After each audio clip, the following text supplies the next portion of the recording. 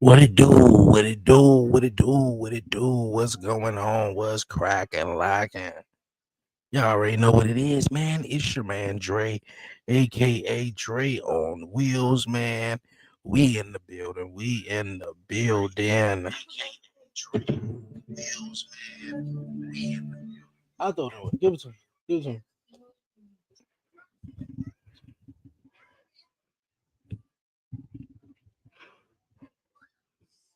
Yeah, we are in.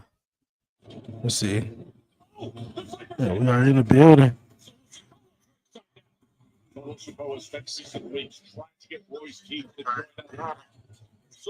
Check, check, check, check.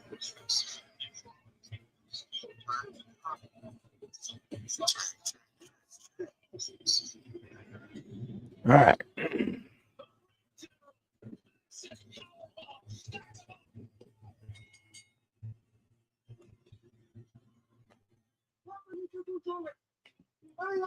All right, man. What's cracking on this Friday?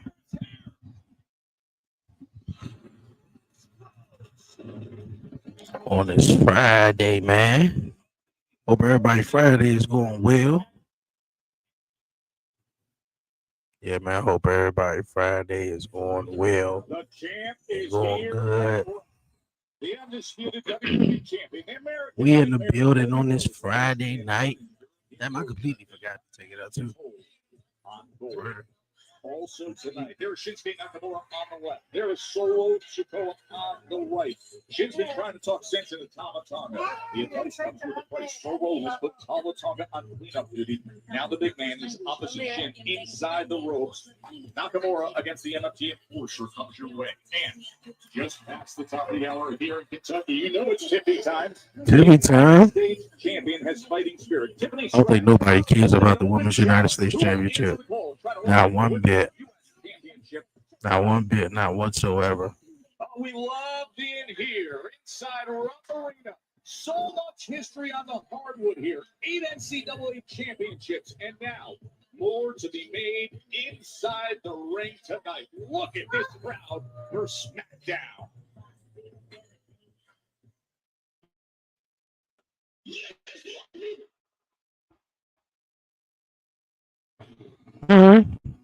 Rhea Ripley, the Eradicator, started out.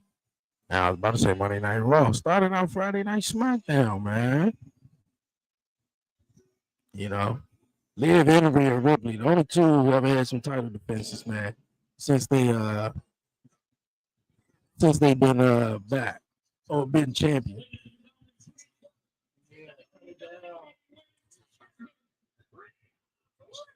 Yeah. Brutality in Kentucky. Mommy is here and wait. It's been a couple weeks. When a referee arrival What's going on, my life? attack recently. Yeah, let's take you back 2 weeks ago on SmackDown. That's Rhea Ripley. I think we good. Ejaculation. This was 6-woman tag action. Now, amidst the chaos, Jade Cargill made a post-WrestleMania I think we good. I think we good. attacking Ripley, handing victory to the newcomers of Fatal Influence. All right, testing. 1, 2, 3. 1, 1, 1, 1, 1. All right, testing. 1, 2. All right. Desperate to regain the gold she lost at WrestleMania 42 to that woman.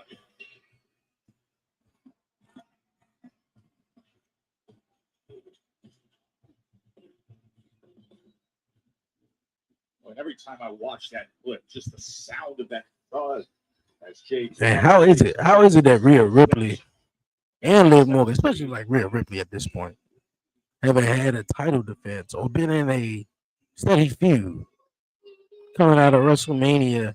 It's been a women's champion. You got Roman in a feud, Cody, Intercontinental Champion, Penta, hell, even Trick Williams.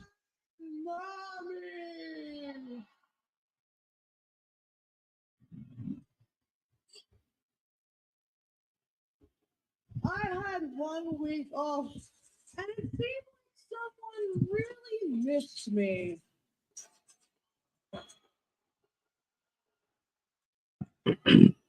Because Jade and her crew, they decided to try and send a message. But all they managed to do was really piss me off. Jade should have won at WrestleMania. If they was going to continue this story, I feel like Jade should have won at WrestleMania. Rhea should have not won.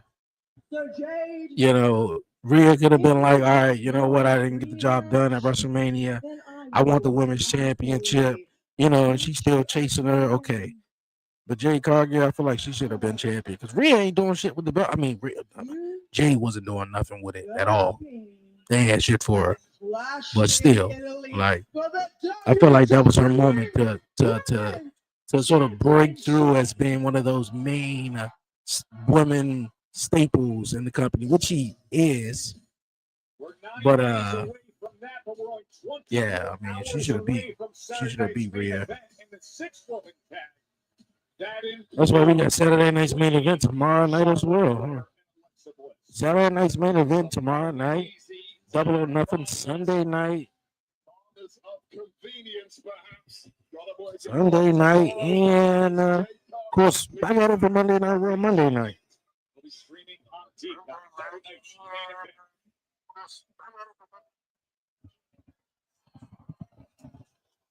Woo!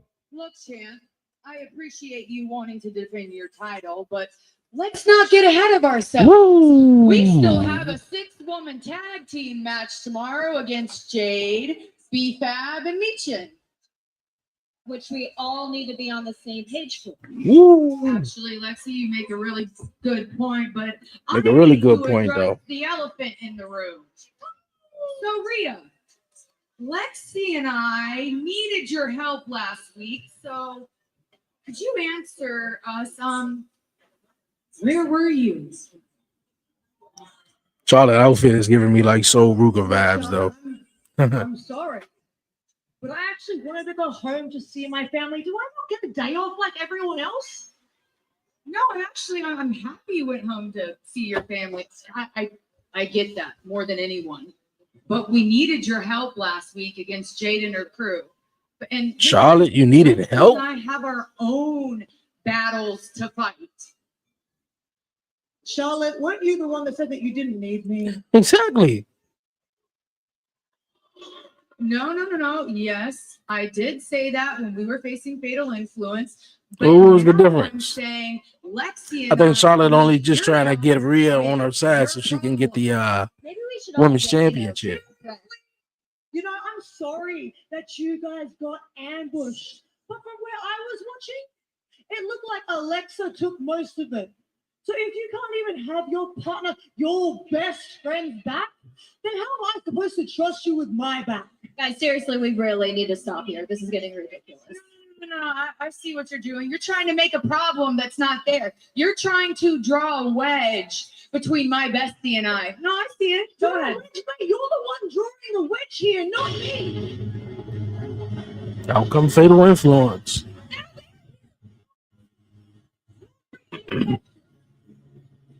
I mean, we already seen Charlotte and Rhea go at it, though. I mean, This is great. Please keep this going.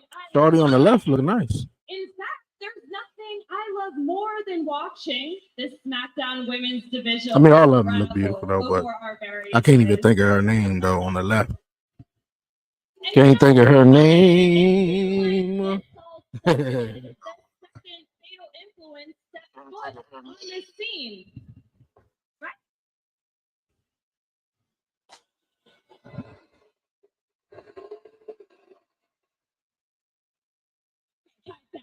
I'm not done talking, okay? Thank you. Thank you for your respect. You see, while you all have been at each other's throats, Fallon, Laney, and yours truly, JC Jane have ascended to the top of this division with ease. Because when we see an opportunity, I'm telling you, I think this would have been way more impactful when they, what was this, Fatal Influence? What was it, Total Attraction? What whatever it was, Total Attraction, Total whatever with Mandy Rose. You know, JC, we love You know. your confidence, but I'm not here for the back and forth. So how about any two of you face Lexi and I tonight? That's perfect. That's all I needed to hear. Thank you. Bye-bye.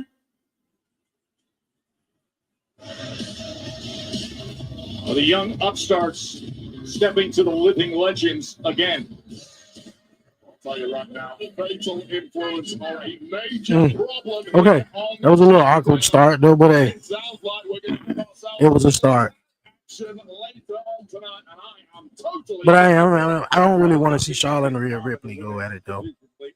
We got Rhea Ripley now; she's back at Women's Champion, and I think we don't want to see Charlotte as Women's Champion, at least for right now. Been the case with anything involving Solo Sikoa and his MFT, and Wade, that was the case again last week backstage with the enforcement of Talatonga to Solo's pursuit of voice speech. Yes, indeed. Let's take you back to that incident last week. I know. We decided already. Well, whatever. What are they? What's their plans? They're gonna do with Shinsuke Nakamura, man. Now we got Shinsuke versus Talatonga tonight. Hey y'all, man, y'all need to chill, man. Talking about they buried my man Powerhouse Hobbs, Royce Keys last week on SmackDown, man. They did not bury my man. They did not bury him. He had a huge opportunity in the main event of SmackDown against the guy who beat AJ Styles, retired John Cena. You know, like, come on, man. Like, that was anybody thought he was really gonna win? His final thoughts before heading out to face Shinsuke Nakamura. He's ready, Kathy. Okay, he's more than ready. All right, and tonight I want everyone to watch, and I mean everyone to watch what's about to happen to Shinsuke Nakamura tonight. Look at you, ain't gotta be talking to me like that, bro. Right? Cost me a title shot last week. So if it's the issue you want, it's the issue you can get. So stay out of my business. Oh. Calm down, all right?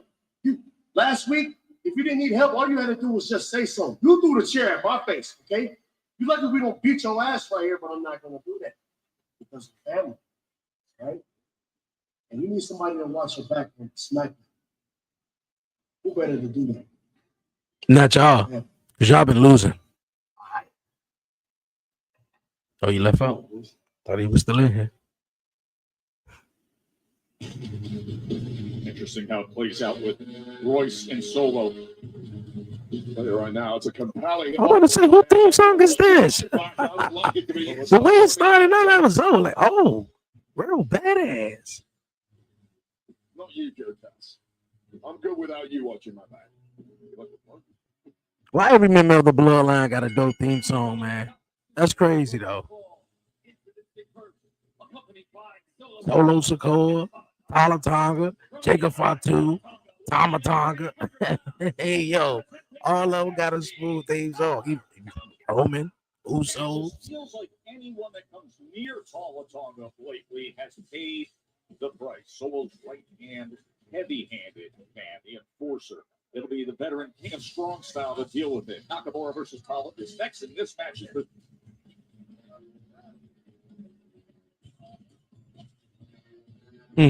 Okay.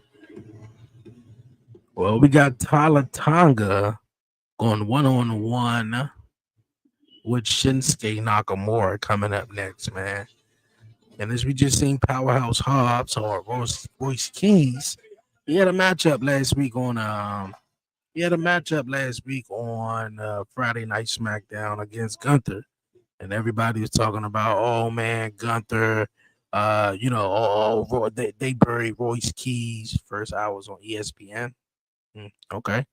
Ever since WrestleMania, they sort of been doing that, huh? First hour. Now this pay-per-view, first hour is on ESPN. That's basically like the night 2 of WrestleMania.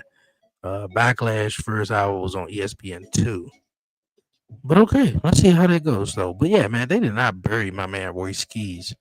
My man Roy Skis came out there and had an amazing performance.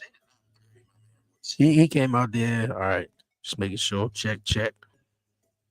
Yeah, they did. Yeah, man. Like he came out there and had a beautiful performance. I mean, like if anybody thought he was gonna win, that's crazy though.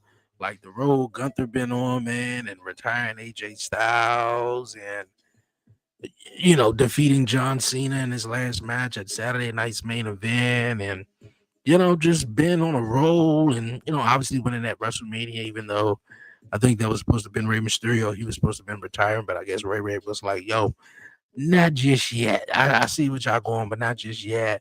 Um, yeah, man. I mean, Cody versus Gunther. Uh, I mean, at this point, I don't really see Gunther losing. I don't see Gunther losing not one bit.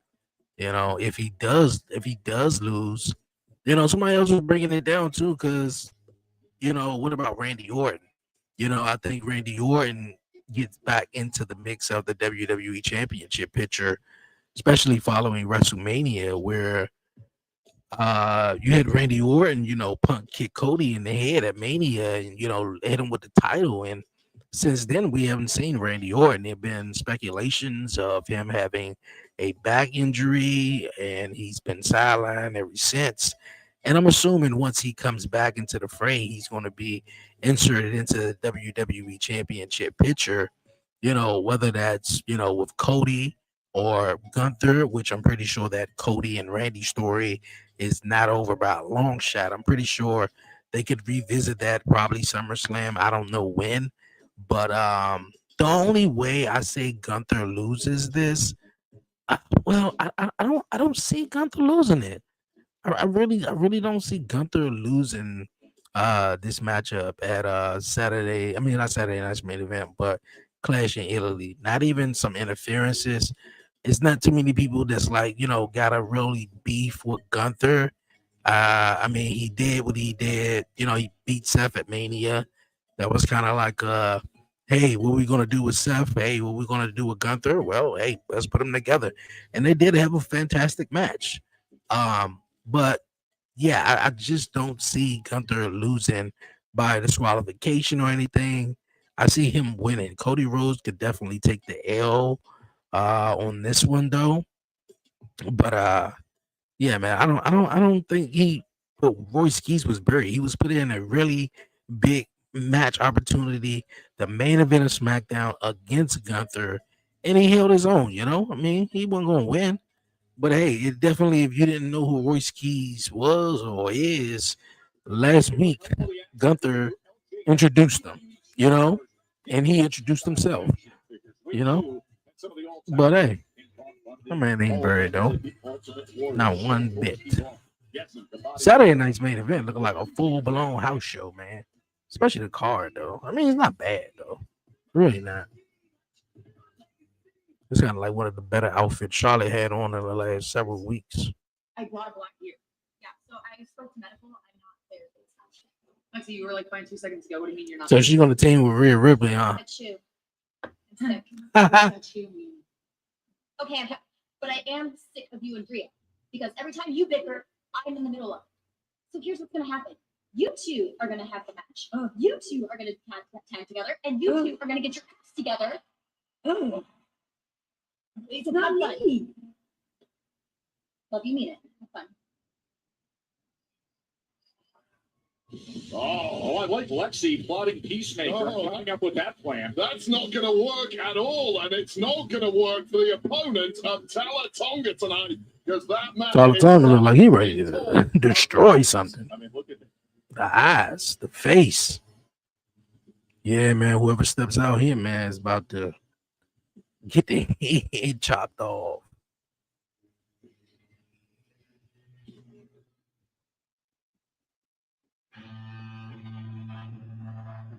I ain't seen Shinsuke Nakamura, man, in forever. It's like they want to use him, and when they can, they just throw him in the mix. He's not really part of any big storyline or anything like that. It's just like, hey, we got Nakamura. Can we use him? Yeah, we can use him. We got this thing right here. Let's just throw him in there. They tried different variations of Nakamura, turning him heel, having him in all black with the face paint and everything. And I don't know if it even worked out. I know one thing when my little man was what, like 2? I know he was scared of Nakamura for a minute. Now he watch all the YouTube shorts and watch all the wrestling and stuff. He be like, Shinsuke Nakamura. I'm like, hey. But yeah, man.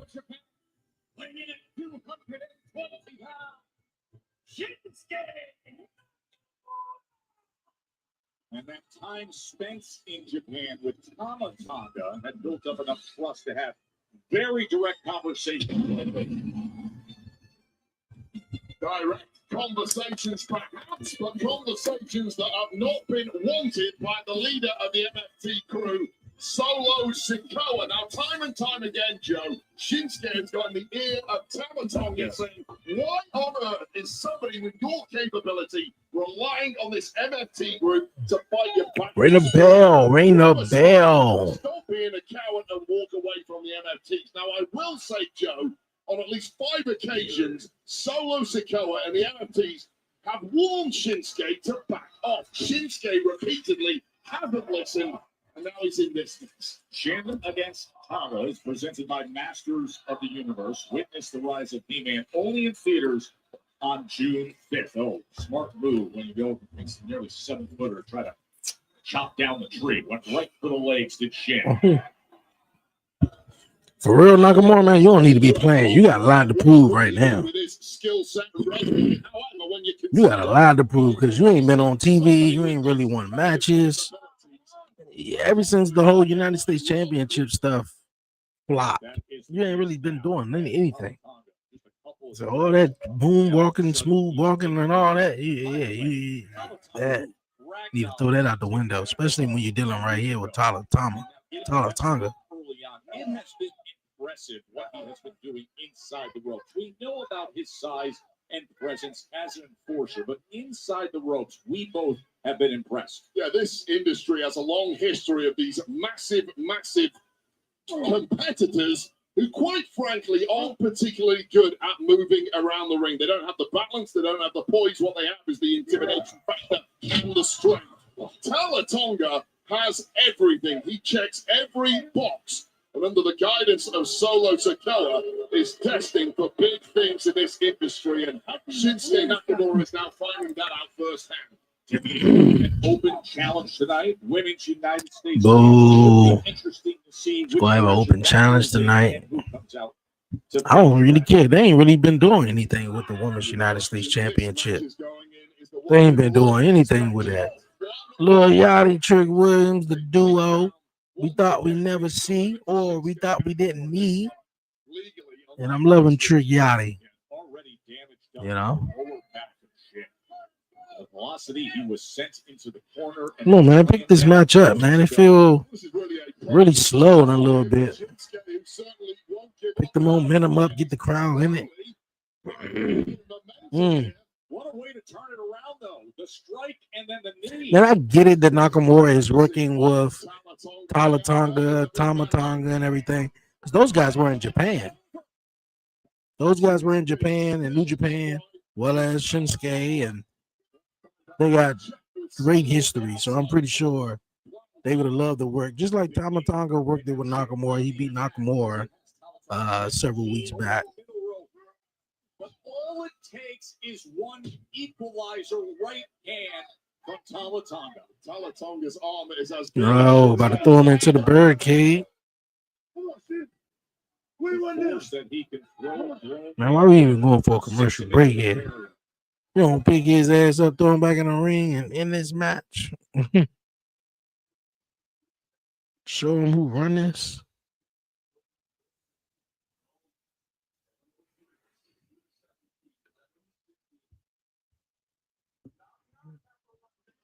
Private Smackdown here from Lexington. And Tama Tonga is getting the best of Shinsuke Nakamura. Raking him over the top of that barrier. I mean, Shinsuke Nakamura is just getting wiped out here.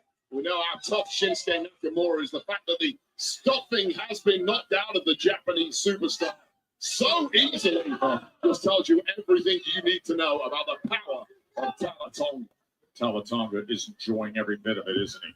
And so is Solo Sikoa on the outside, looking on in admiration of his lead attack dog in the MFTs. Now back in the center of the ring, Jin trying to mount retaliation in some form of attack, but as we have said, all it takes is one big blow from Talatonga. With all the experience that Shinsuke Nakamura has, 20 plus years competing in Japan and indeed here in WWE against the WWE. so little of that experience applies to the situation that he's in now. You simply just don't have the reps against a competitor like a Talatonga to fall back on anything.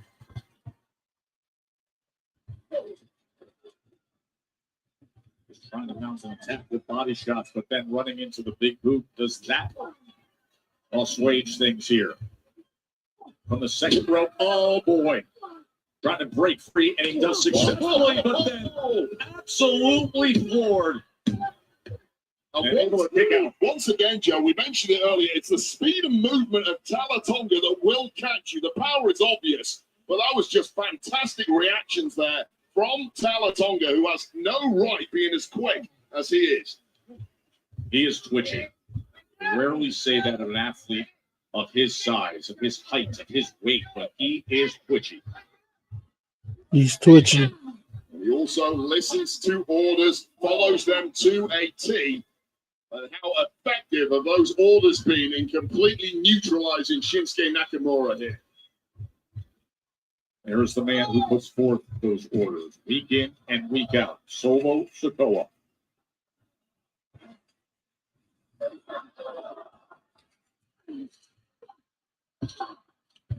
Massive right uppercut.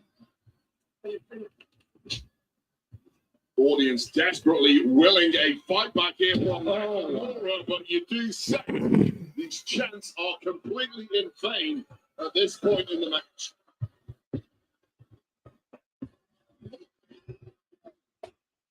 All right. We back with it. I did it on that phone. Should do it on that phone.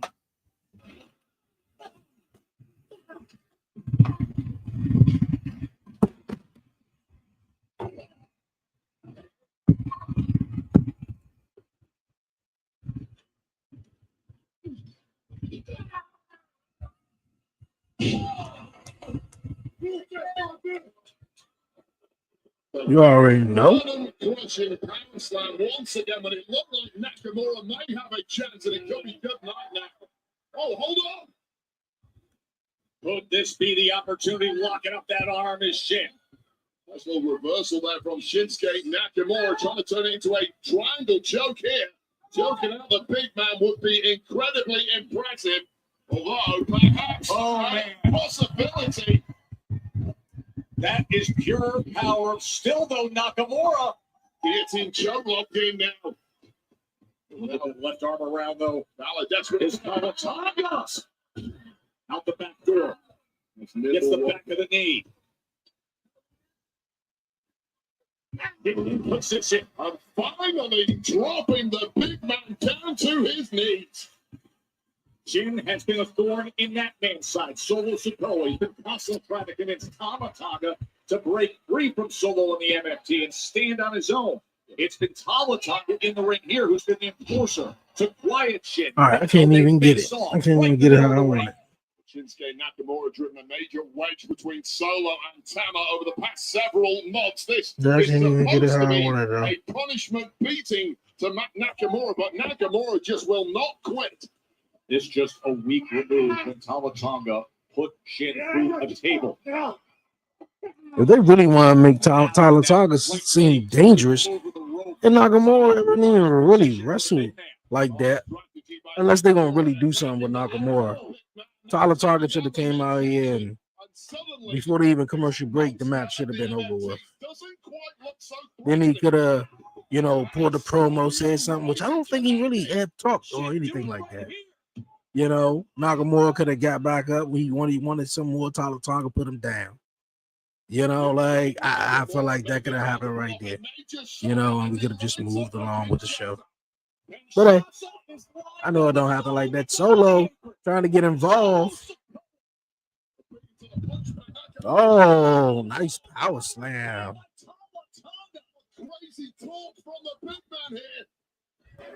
At his side, Going for the choke slam. dynamic speed. Wow. 2, 3. And victory. That's a wrap. Here is your winner. And that's a wrap. While Tonga scored a major win against Okay, I think I know how to do it. Let's see. from Shinsuke Nakamura with a major piece of assistance from Solo Sakara. Things are about to get ugly here.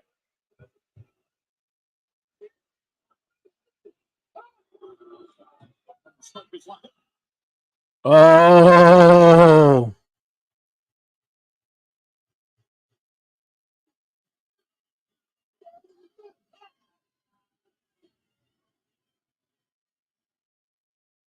Oh.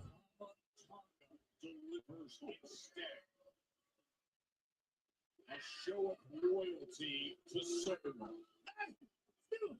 That's the tension that He said, still, pick his ass up. Solo Sakara. Let this be a warning to everyone. Keep your nose out of MFT affairs. Damian Priest. Okay. Damian Priest has a steel chair in hand. Damian Priest, another victim of multiple attacks from the MFT crew, ready to throw down here.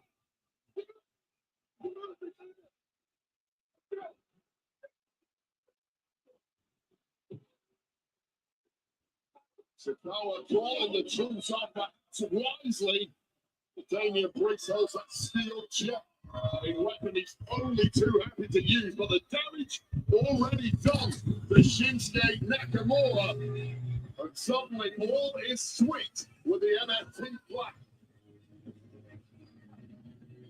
Damian Priest comes and doesn't let Damian victim anything more from the MFT. Reminder, we are only now 9 days away to Clash into one of the most top-loaded cards we can recall. It sure is, No though. doubt about it. One absolute banger. That joint is stacked. Card is definitely stacked. Roman Reigns, Jacob Fatu, the family feud that has now gone to the next level. Now, Wade, it has reached the level of tribal combat. That is incredible. We will take a look back at what transpired between Roman Reigns and Jacob Fatu this past Monday later tonight. Of course, it'll be streaming on the ESPN app. Clash in Italy. By the way, the first hour will be on ESPN1, as will the Countdown Show, and it all leads to this. Tribal combat. Roman Reigns, Jacob Fatu. So the first hour on ESPN. Tribal Chief, the family feud, it is elevated. I wish I could get this right. Two Samoan warriors, bound by blood, Bound by blood. to a bloodline revered for decades of dominance. What it do? What it do? Chief Roman Reigns is the unwavering pillar of the Anunnaki family. But leadership comes at a cost. Chaos emerged. Now the time has come to decisively define the family's future. This is tribal combat. There are no rules. It would be a pinfall or submission.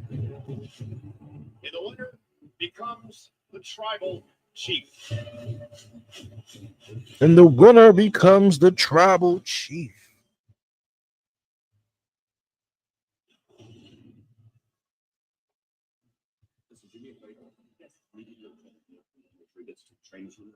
Just give me an update when you can. Look into that as well. I'll do it. Thanks. Okay, this is the second time that happened tonight. I don't think that's on purpose, though. What's going on here? Lights just going off, cutting back on? Gunther isn't here yet. So as of now, the contract with Passion Italy is still unsigned. Why don't you give me the contract? Why don't we just do what we did last week? Get him in the ring. I'll get him to sign the contract. Not what I was insinuating. Let me handle this. Look, as far as I'm concerned, he's the #1 contender. Your match in Italy is set. I will make sure that the contract gets signed. Right? I hope you're right.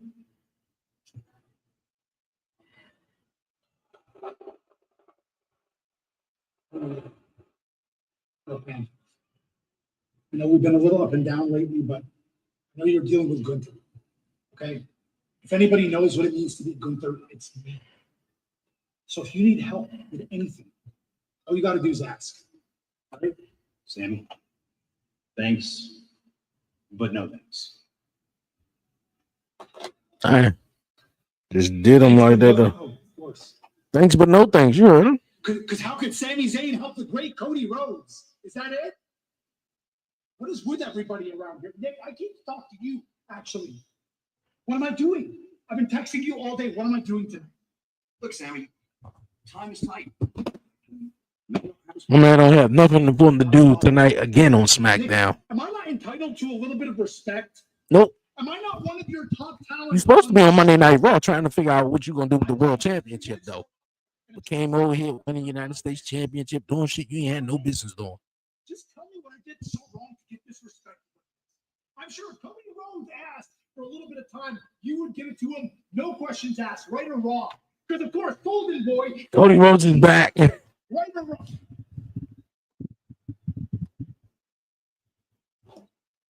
Cody. Oh, you don't need to explain. No, you don't need to sorry. No, you're not. No, you're not. He's got a good point, right? He should get time on SmackDown. This is Sami Zayn, right? You're healthy, right? You look well. He's cleared. You're medically cleared, right? You always are. Healthy as a horse, a Kentucky racehorse. You need a match? You need to match. We should do a match, right? Do we have any opponents for Sami? Sami, anybody? Oh, that's right. I'm standing right here. In a match?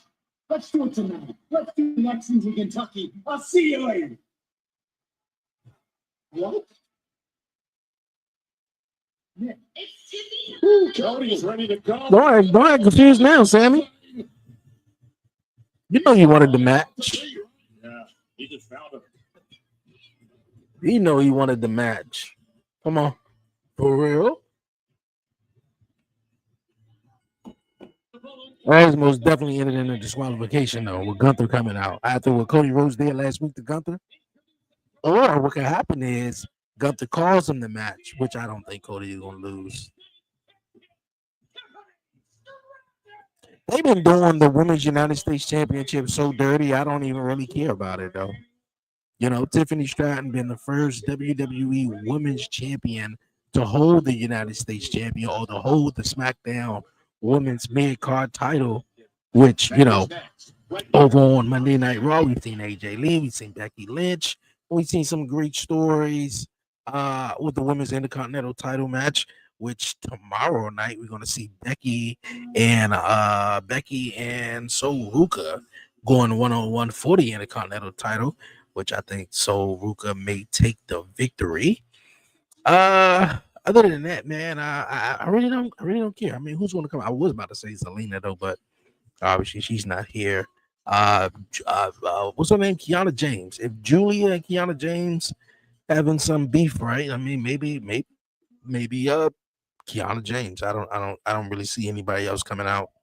B-Fab and Mishim. I mean, as much as I don't really care for them, they're with Jade Cargill right now. So, which I believe they had the opportunity at least Mishim did. But just thinking of mid-card women titles, I think every other woman is taken up. They are in title pictures or whatever like that. So we'll see though. But nah, I really don't even care. I really don't even care about the Women's United States Championship.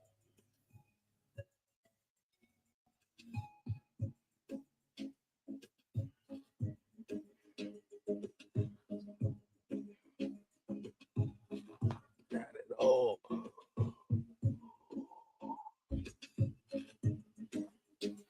Not at all, though. Who you guys think it's gonna be? because I'm looking at some ladies.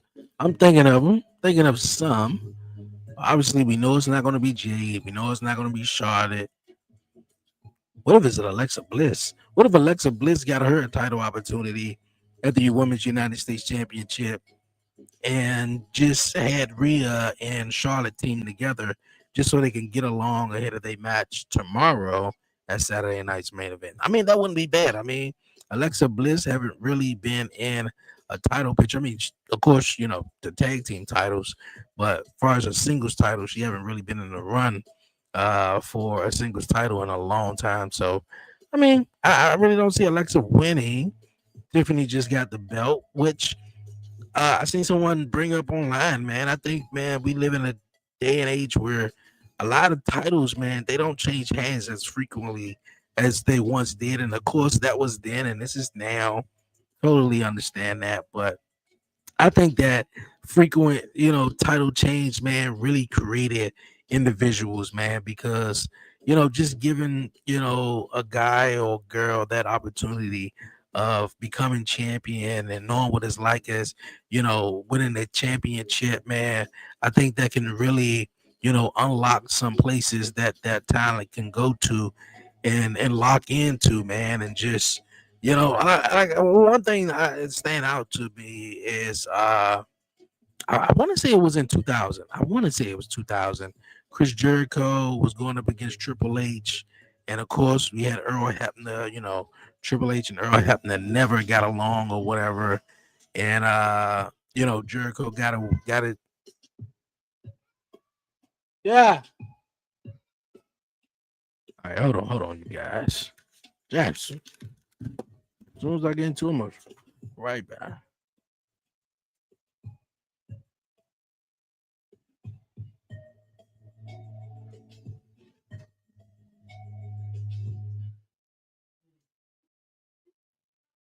Let's get into replay what just happened, presented by Masters of the Universe. Witness the rise of He-Man, only in theaters June 5th. This was a talent team on to Shinsuke Nakamura scoring a major win for Talatonga of the MFT group. Now, post-match, Solo Sikoa going for the Samoan spot. But Tala had other ideas. Major tensions between these two over the past several months about to come to a head, perhaps. Or perhaps not, as Talatonga wanted to prove his loyalty to the MFT group. That was until Damian Priest ran down another victim of MFT beatdowns over recent weeks. Was a little too late for Shinsuke Nakamura as Solo Sikoa called the troops off. No. I think they're weak. The reason why everyone's coming at us, they're weak. We're weak. Family is weak.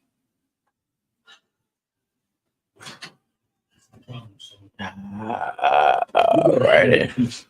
You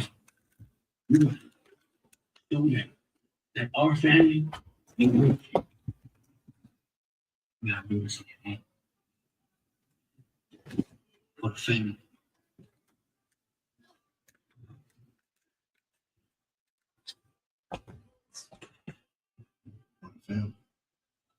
We'll talk to Mr. Office.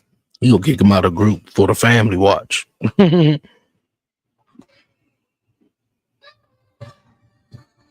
What it do? What it do? What's up, Unc? Hey, I take that though.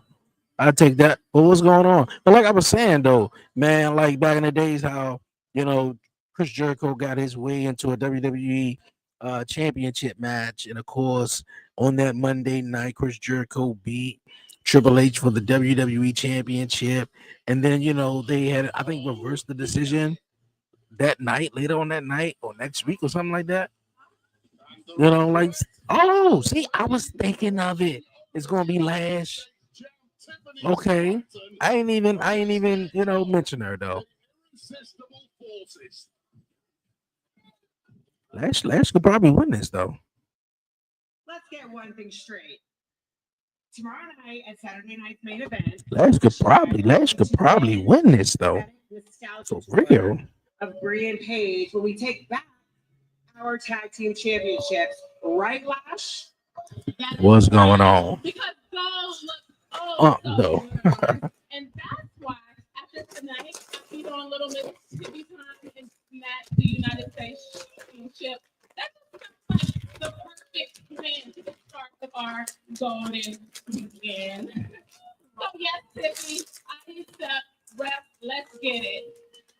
What a 24 hours this could be for Lash Legend now. Saturday night's main event. I mean, she can win this, though. The Women's World Tag Team Championships there. Paige and Bree will defend against the Irresistible Forces. But this open challenge is met with Lash Legend, the powerful one half of Irresistible Forces. Right here, right now. This is what Tiffany wants. This is what she gets. So this is what Tiffany thought she wanted, and she suddenly realized that offering an open challenge is an absolutely terrible idea if you want a long championship reign. You don't need a long championship reign. Of Lash Legend. The only surprise to me is that Nia Jax isn't the one taking her up on this, because let's not forget a couple of years ago, Tiffany Stratton was the understudy to Jax, ended up stabbing her in the back, catching in Money in the Bank briefcase and taking a world championship. I'm sure Nia Jax would enjoy seeing Lash Legend take some gold from Tiffany tonight. Oh, man. That shoulder tackle just sent her nearly heels over head.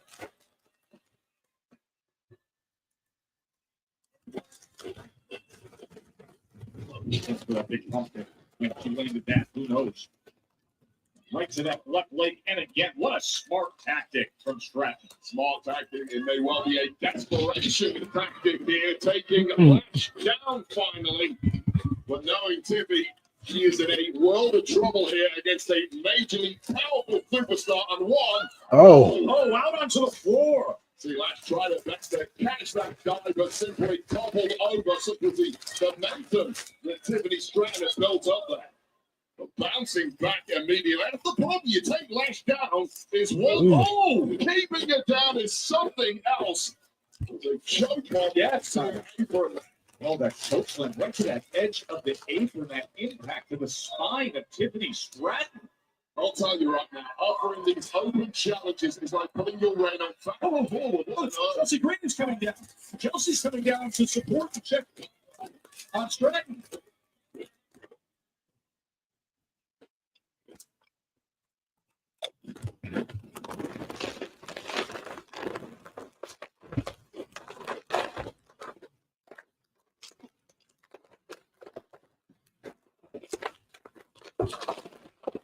Going Wade with you ringside here in Kentucky. Was not that just drawing on your She was. Okay, so what was she She's drawing? getting ready for the European tour, so she's going off her part. She's visiting the loop next week.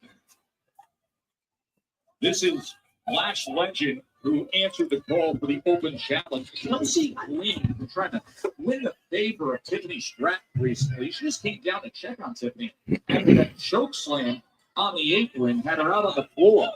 Yeah, much to the annoyance of Lash Legend, who was laser focused on acquiring 2 pieces of gold over the next. So next week is the start of the European Summer Tour. Tomorrow night, Saturday night's main event, looking to win tag gold alongside Nia Jax against Paige and Brie Bella.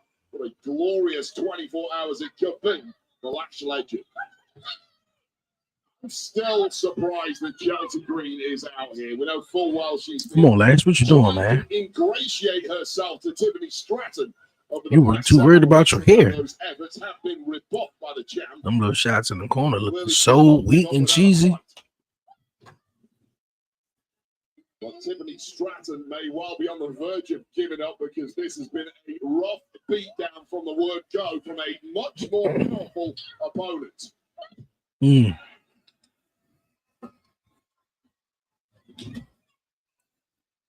Finally, a little momentum coming here from TV Town.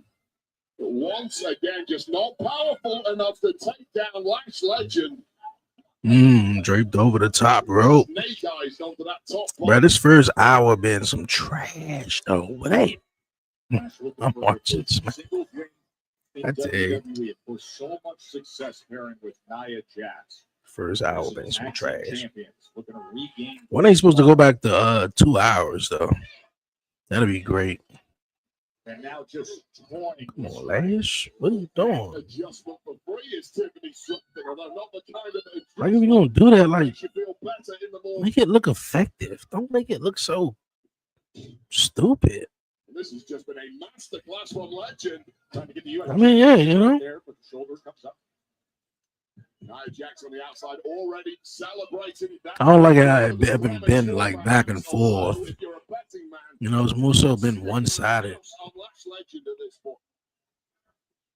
So many physical gifts. And complete control against Stratton. Yeah, the June 22nd and the London one. Hopefully, I can be able to watch those live because no school. No school. And the June, I think, 22nd one? That's the day after Father's Day. Because that's like 4, 3 in the afternoon. Tomorrow on Saturday night's main event, Lash Legend. Yeah, she's too worried about her hair, man. Her hair all in her face. Trying to regain the women's tag team. She need to make a better choice of some hair. But tonight, it's Lash Put it in a Legend ponytail. Do something with it. here against You know? Stratton, answering the call for the open challenge, trying to claim the women's United States. How she carried her over to that corner was real weird. I thought she was even about to put her on the top rope. Okay, well, all right, she's on the top rope now. That's what I was like. I thought she was gonna put her on the top rope, or do something else with her.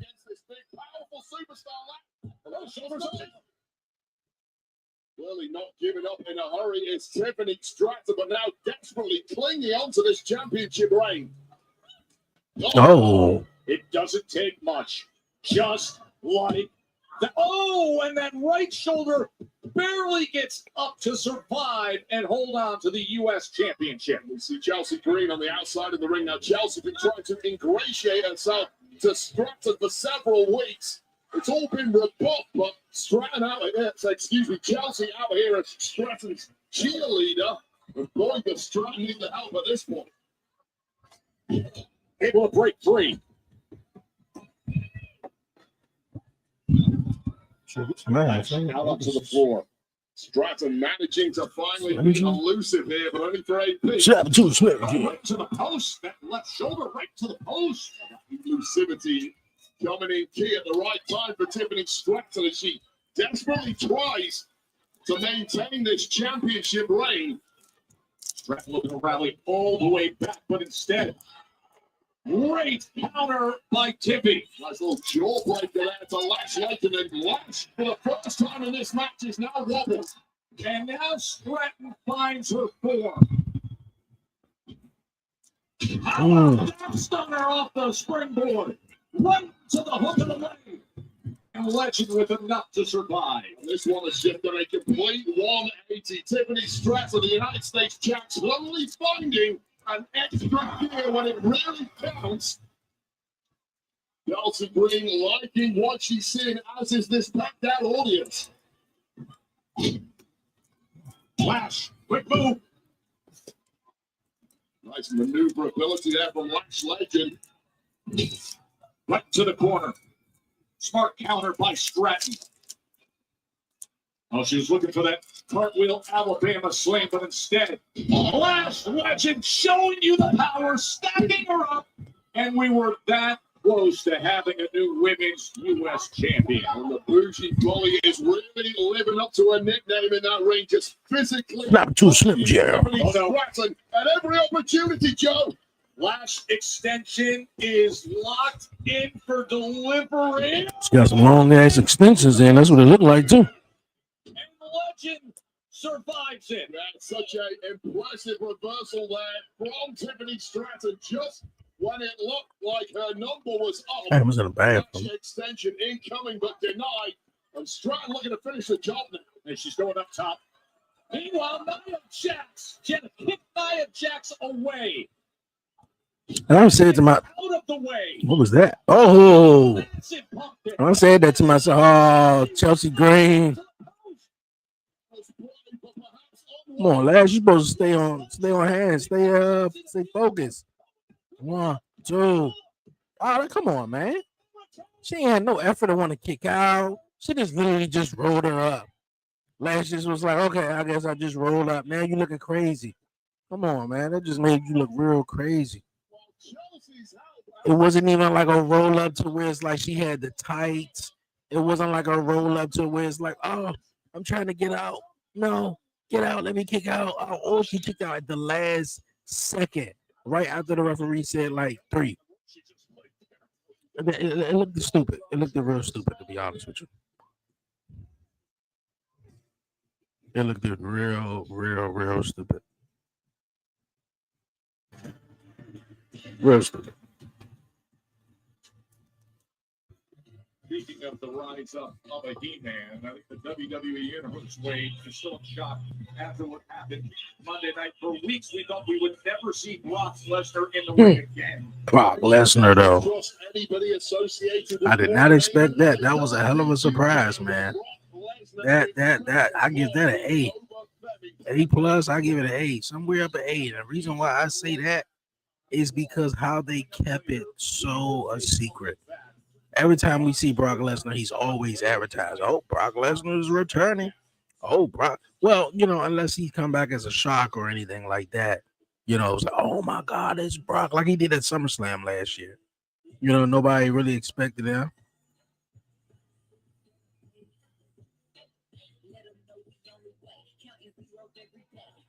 Trick Willie. Oh, PP's chicken sounds so good right now. Those lemon pepper steppers coming our way, Wade. Yeah, kind of like how we saw at SummerSlam, but this one was like really unexpected. It was on a Monday Night Raw, and usually, like I said, on a Monday night, if he popping up, they'd advertising him. My man literally just showed up, bro. I'm thinking like, okay, who's gonna be Obafemi's challenge? And you can tell they didn't know what the fuck they were doing. They didn't have nobody lined up. They was trying to figure it all out, man. When they did the Obafemi Open Challenge, because you tell me the first week it's Otis, the second week he just goes backstage and just randomly grabs some guys, and it happens to be Huberto and Garza. And then now what? This past week, Brock comes out, attacks him. Yeah, that makes me think WWE don't have anything. I don't want to say anything planned, but they said, you know what, we'll do Obafemi Open Challenge, and they didn't even know who was going to be his opponents. Well, I don't know. We don't know. That's why Brock came back, man. And it's already been made official for next weekend, next Sunday, that Obafemi and Brock gonna go 1-on-1 at Clash in Italy. Which I was thinking, I'm hoping Obafemi wins. I know a lot of people is pointing fingers, saying Brock is definitely winning this one.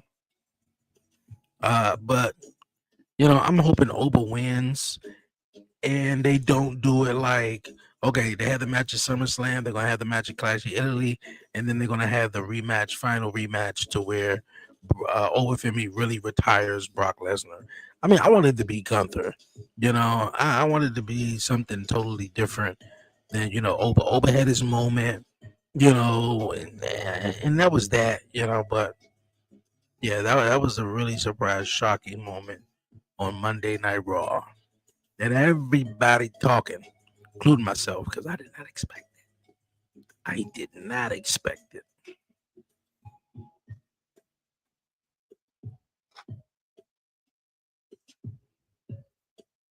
I did not expect it.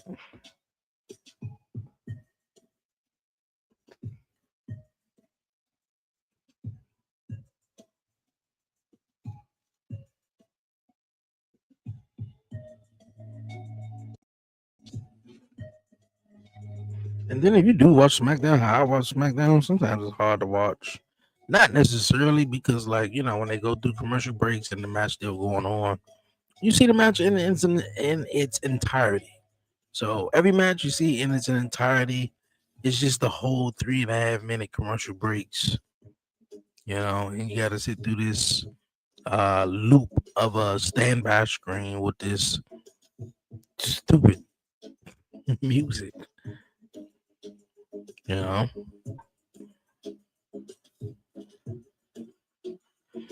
But hey, I take SmackDown commercials over NXT. NXT, boy, that is on broadcast television, bruh. Commercial breaks be 4 minutes. Like 4 minutes.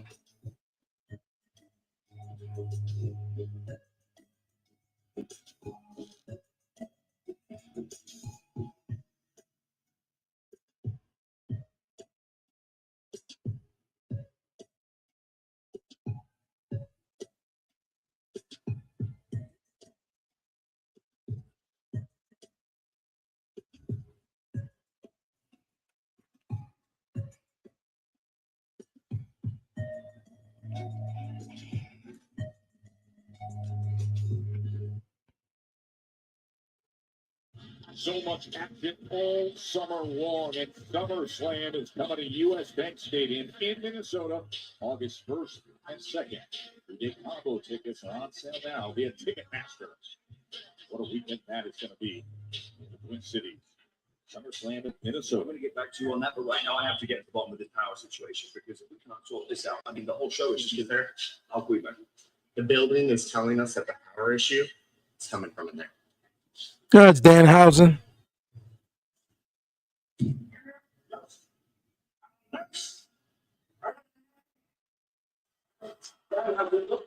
What's going on in here? What do you mean, who am I? I'm just, what are you doing?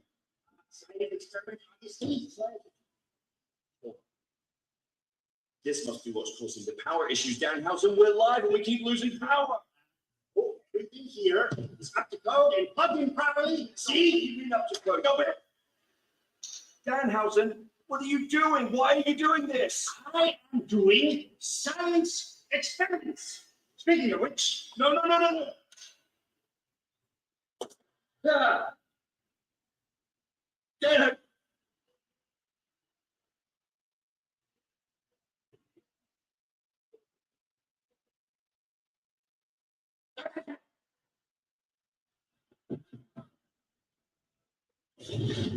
Only Danhausen. By the way, the power of WWE Super. I was trying to read it. I went by so fast. Look at this. He's to blame for the Cavaliers losing. He's uncursed the Knicks on a 9-game playoff winning streak, and they came back by 22. Danhausen has cursed the Cavaliers. The Knicks won, and Danhausen has won, and then the curse will continue. It's a comeback housing. MSG currently hanging Danhausen's cape in the rafters among the retired jerseys. Okay. That needs to happen. Retire the cape, MSG. I am here with Kit Wilson and The Miz. And as someone who's been cursed, I was hoping if you had any guesses as to what might be in Danhausen's laboratory. Are we really asking this question? All he is face paint with an IQ of a science fair volcano. Well, as Danhausen is under the impression that the Cavs birthed you, they are 0-2 against the Knicks after he This on me. Read the shirt. I am not cursed. Now, was my wedding vow renewal a disaster? Yes. Was our tag team title victory stolen from us? Yes. Is there a curse? Yes. No. No. There is no curse. How can you explain everything going so badly for you recently? Listen, if I had to guess, Let me guess. We're going to get a tag team match between these two. His name. Don't. It's bad enough he stole my daughter's bike. Now he's costing my Cleveland Cavaliers their playoffs because he's sitting front row at the Knicks game. If you're such a big Cavs fan, why aren't you courtside? I'm superstitious. You believe in the curse? Yeah. You two think you're so funny. Well, wake up, Braxium. Disrespecting our locker room leader is toxic. Try to embarrass me? How about I embarrass you next week? Okay, good. Next week. Okay, great. I mean, I don't think it makes it any better, though. Mike, todo lo que toca se convierte en basura. What? What do you say? I just said he's looking forward to it. What do you say? You speak Spanish? Un poquito. Ooh. Okay. Greg Willie. Greg Willie. I mean, the first hour been, I ain't gonna lie, not great. Hopefully we can pick it up.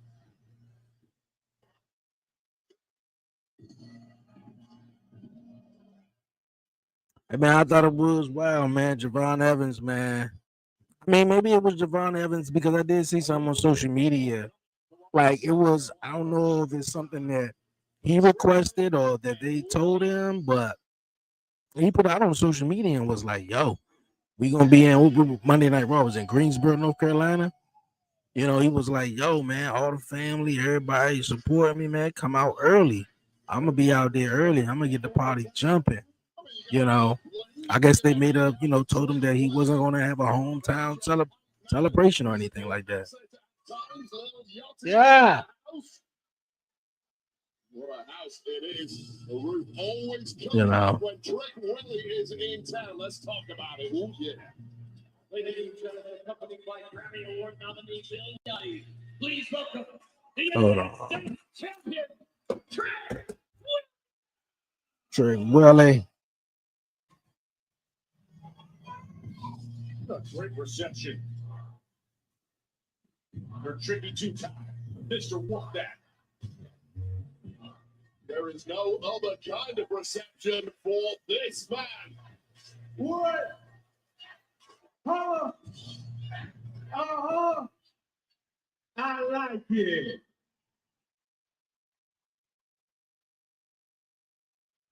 Hey, yo, Bo.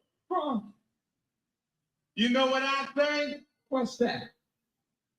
I think the people here in Lexington love some Trick and Yachty. Let's talk about it. Hey, that's right, baby. Especially after what we did last week. The way you was beating down on the Miz, stomping on them, leaving them dead with no breath for air. Hold on, Bo. I mean, he is a future Hall of Famer. That's debatable. Come on now, 7-time tag team champion. 7 times he was carried. I mean, 2-time Grand Slam champion. And that just means you've been here too long. Look, moral to the story is this. All right, this is the moral to the story. You come out, you interrupt the champ, Mr. Lemon Pepper Stepper, you're going to get stepped on. If anybody else come out here and interrupt the champ. Well, somebody's going to interrupt him now.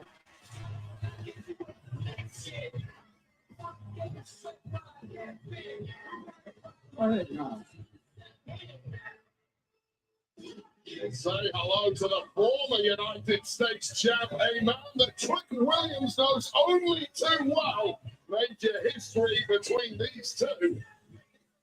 Go as far back as you can in this biz that they've been in. To the Trick Mellow game, to everything that happened at NXT. Trick, my boy, let's talk about it. You and I, we both knew this day was going to come, right? So here I am, and I'm asking you, Trick, you need to do the right thing. Because whether you want to admit it or not, you and I both know that you screwed me out of my championship, and if it wasn't for you, I'd still be United States champion.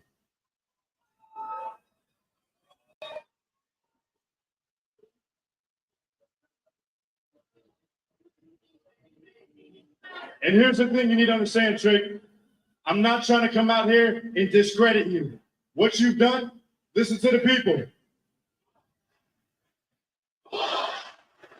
You did that. Trick, you came in to SmackDown, you took over, you rose to the tippy top of the ranks in record time, and I applaud you for that, Trick. Here's the thing, I've always believed in you. I always knew that you were capable of doing that. But Trick, I want to tell you something. There's a huge difference between carrying a title and being a champion. And what I did for 8 weeks was I was the champion. I defended that title night in, night out. I won these people over with my hard work and my effort, with my blood, my sweat, and my tears. So, Trick, I'm asking you again, give me what I want. Give the people here in Lexington what they want. Trick versus Mello for that United States Championship right here, right now.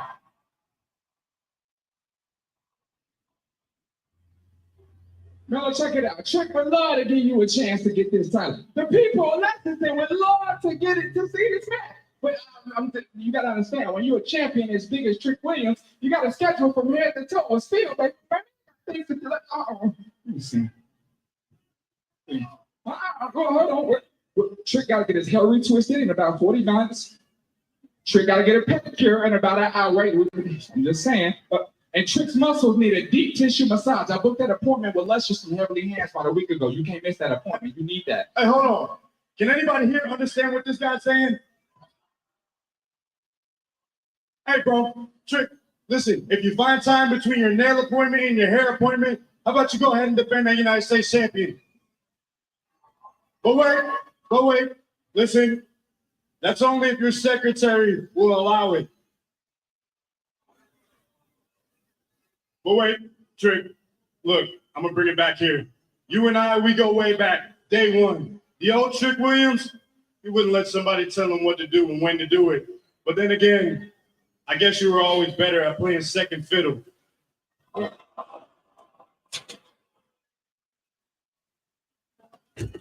I want.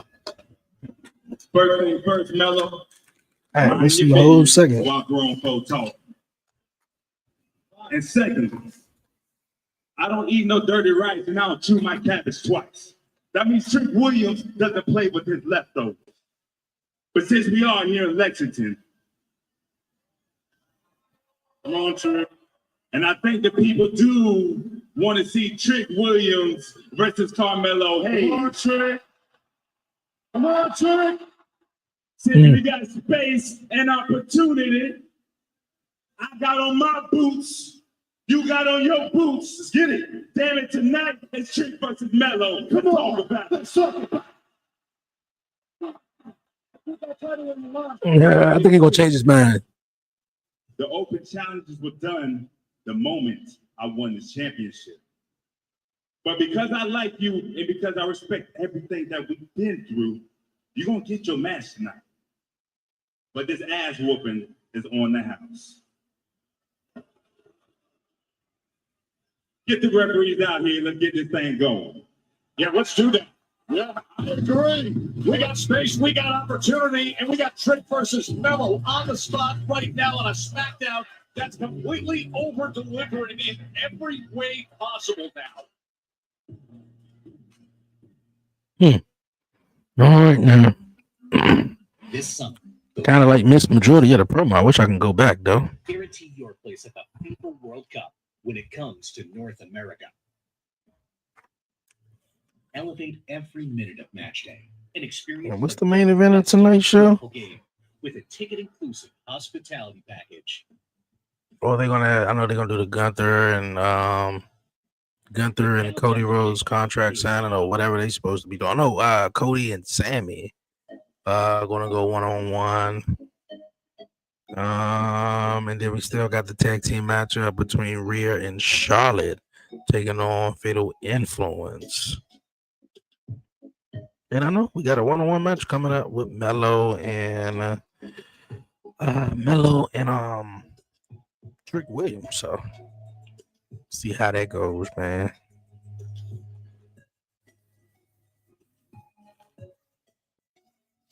See how that definitely goes.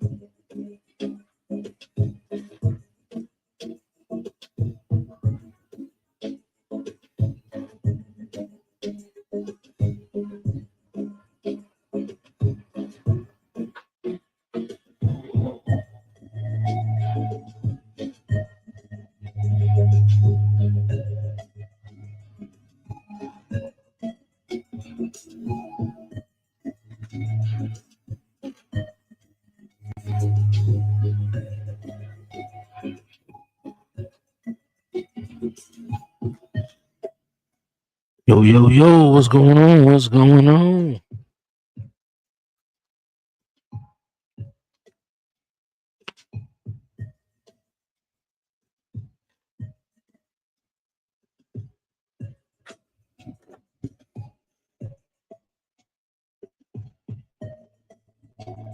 Yeah, what? This past Monday? I guess we want to say it was a long time. Maybe a long time on a Friday. Because I think it'd have been like what? 'Cause I know I didn't do it last week and the week before, so what, 3 weeks? Since I did a SmackDown? Watch along? You go back to their days together in NXT several years ago.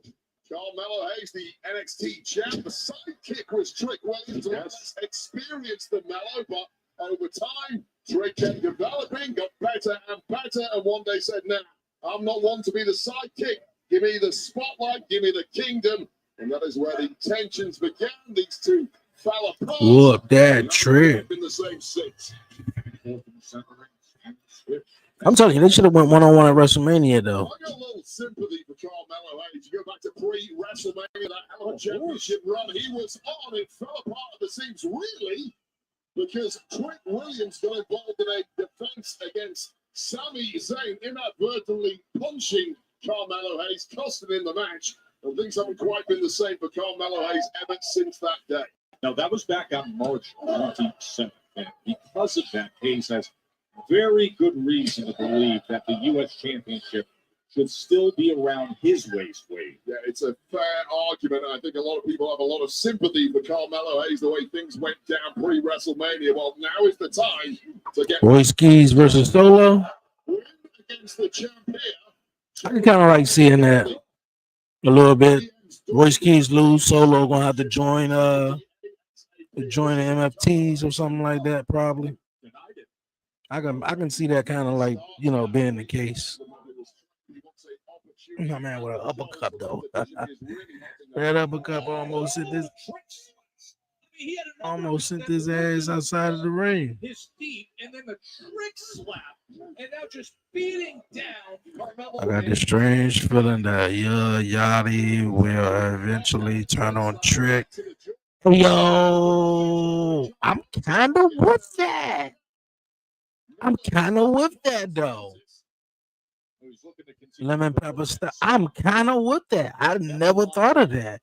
Of little Yachty turning on Trick Williams and being with Melo. I mean, hopefully, your little Yachty and Trick Williams, they mesh really well together. I just hope it'll be the same for Melo, though. But I think it would fit. And I think Trick Williams has become a bigger star. I think we all can say this. He's a bigger star than Melo, you know, since the NXT days and everything like that. So, I mean, that would be nice. We already know when a guy is getting real hot and he got a manager, you know, and the crowd has made him a baby face. Normally, got the book in. Yeah, normally, you know, if you got a manager, he'll turn on you. You know, getting the fans more behind you. And that'll put some momentum, I believe, behind Melo. You know, never thought of that. How did you think, Brock? How did you think of Brock returning? I was just talking about that earlier. Crazy.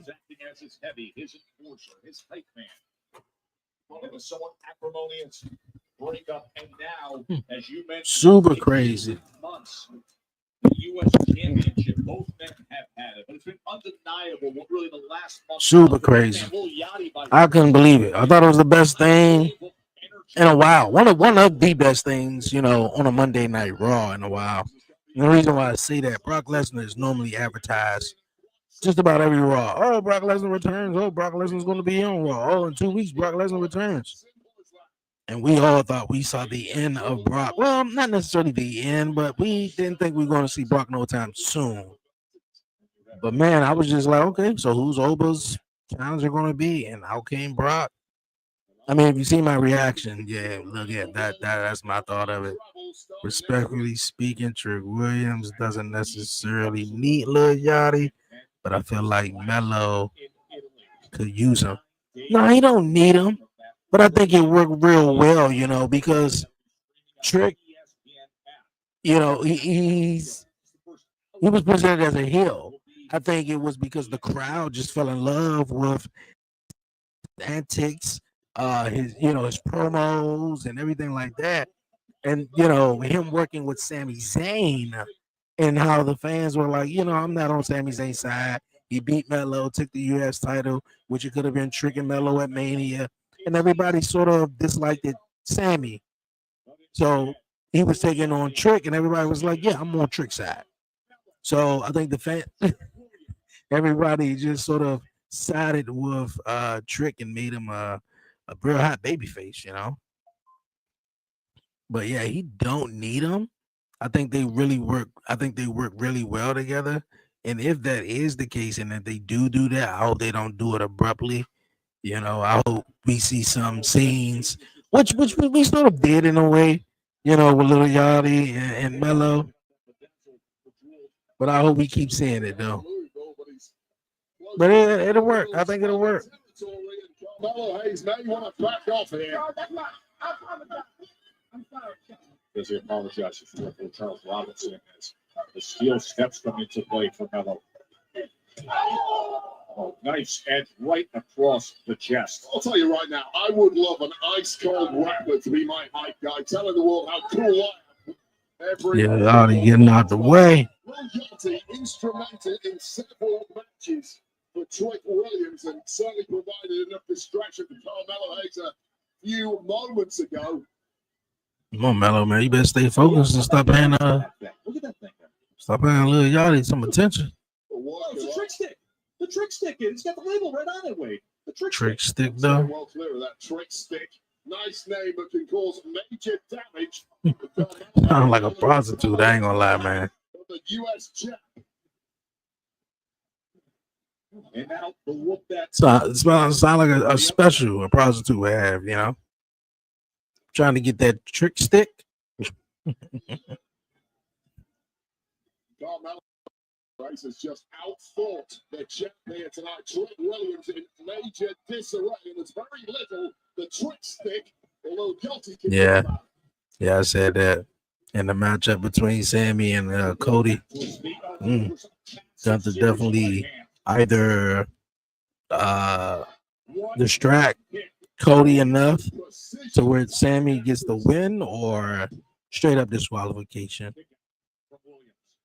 Nobody hits moves cleaner than Carmelo Hayes in this entire industry. Once again, showing exactly how special the former United States champ is in that ring. Belt to belt, nobody finer. Oh, Williams followed him right up. pushes his head right over the top roll. And he said, it's not going to happen. Yeah, man, that's a hit. That's a hit. Trick's pulled it up a couple of times. Extra venom on that reverse knife edge chopper. Oh, here we go. Lil Yachty look like one of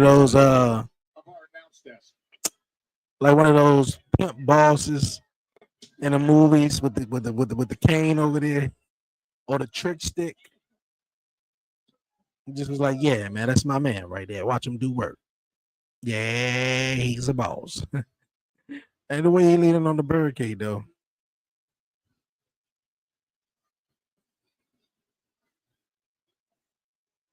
Trick Williams and Carmelo Hayes right here on Friday Night SmackDown from Rupp Arena in Lexington, Kentucky. You know the recent history between these two. You know the long arc history going all the way back to NXT. I kind of like when we're glad when SmackDown go back to 2 hours. The U.S. title weeks before WrestleMania. Because I feel like we have too many matches that be on the card, man, that I feel like does not need a commercial break. I think sometimes, man, just having a match go 5 minutes, go 6 minutes, go just, sometimes that's all we need. Sometimes it end, and I think when it comes to those grudge matches, the pay-per-views, the premium live events, you will want them in fair and square, no outside interferences. But I'm like on a Monday Night Raw, SmackDown, man, let's build to it. I think, this for the United States Championship? I don't think it is. Is it? Because if it is, I'm pretty sure Trick is going to win. Mello not Mello, but your little Yachty getting involved in it, costing Mello the match. So they get into a backstage altercation. Like something different, just instead of having a whole. Oh, nice. That was nice. That was really nice. Instead of having these matches, sometimes I gotta sit through these commercial breaks. World Wrestling and Entertainment. You could just. Ricky Saints is ringside. He is on SmackDown, right? Yeah, Ricky Saints ain't been doing nothing on SmackDown. Oh, he is ringside. Okay. Where the hell he come from? Oh. As Ricky Saints looks on. Ricky Saints want some of this United States Championship picture? Because I'm loving what they're doing with the Intercontinental title picture. You got like 5 guys coming out the Penta. That sounded weird though, but hey. Left shoulder up as Mello looks over and sees Ricky Saints. Focus on the match.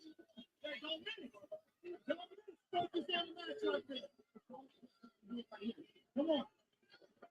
Focus on the match was the message from Ricky Saints. A little difficult to do that with Saints prowling the ringside area, but man, he was just standing there. Mello just gotta stay focused. You remember last week they went back and forth, and Mello got smoke. A pop-up uppercut from Trick Williams.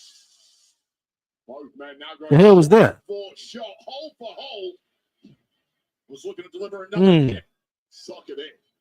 Williams covered up for just a moment. Oh man! Somehow finds the energy to survive.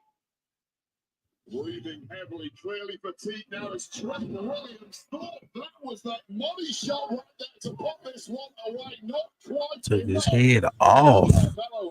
Clean off. Trick Williams acutely aware of our friend Ricky Saints. Yeah, Lil Yachty can help Mello. He could help out Mello. No doubt. He's looking to line him up. No doubt. But in a way, like I wouldn't be mad at that. But at the same time, I think we just scratching the surface between Mello and between Lil Yachty and Trick. I wanted to, them work well for maybe SummerSlam or whatever. And then Mello starts to, Lil Yachty and Mello start to low-key be in cahoots. Lil Yachty turn on Trick. But I want to see them, because I think they got a lot more stuff to do, especially if Lil Yachty going to be here every week. Is he still doing music? Oh. Ricky Saints, man, you should have mind your business, man. Trick Williams wanted nothing to do with Saints either.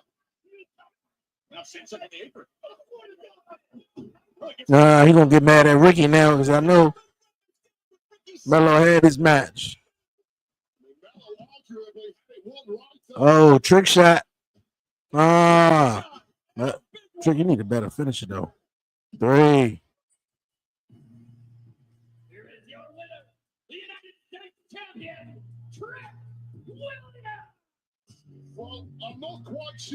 See, Mello, man, just keep getting screwed by other people, whether it was Sammy or whether it was Ricky Saints tonight.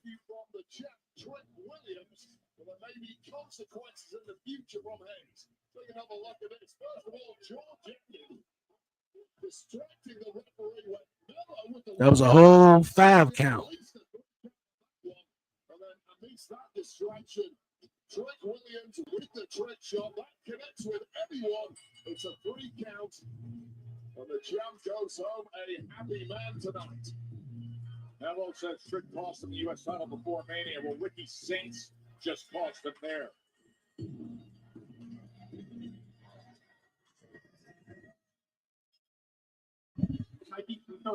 He's still over here talking to himself.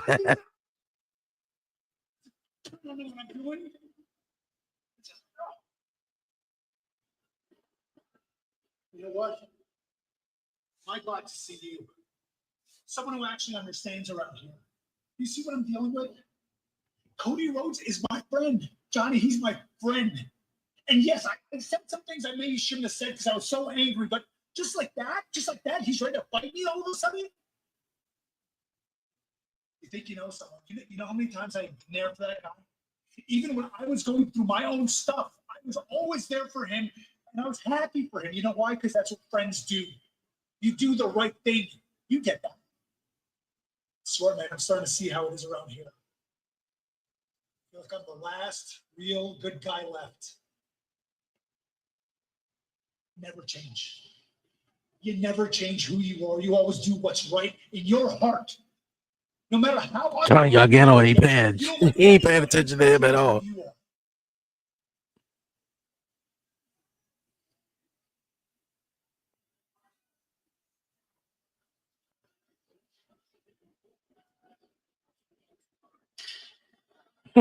Sammy versus the American Nightmare is ahead. Plus, one of the most shocking returns of all time. The Beast lives. A look back at Brock Lesnar's attack on Oba Femi this week on Raw. His finisher is like how Booker T had the scissors kick. This is just basically a running high knee. That's really it. That's really what it is, though.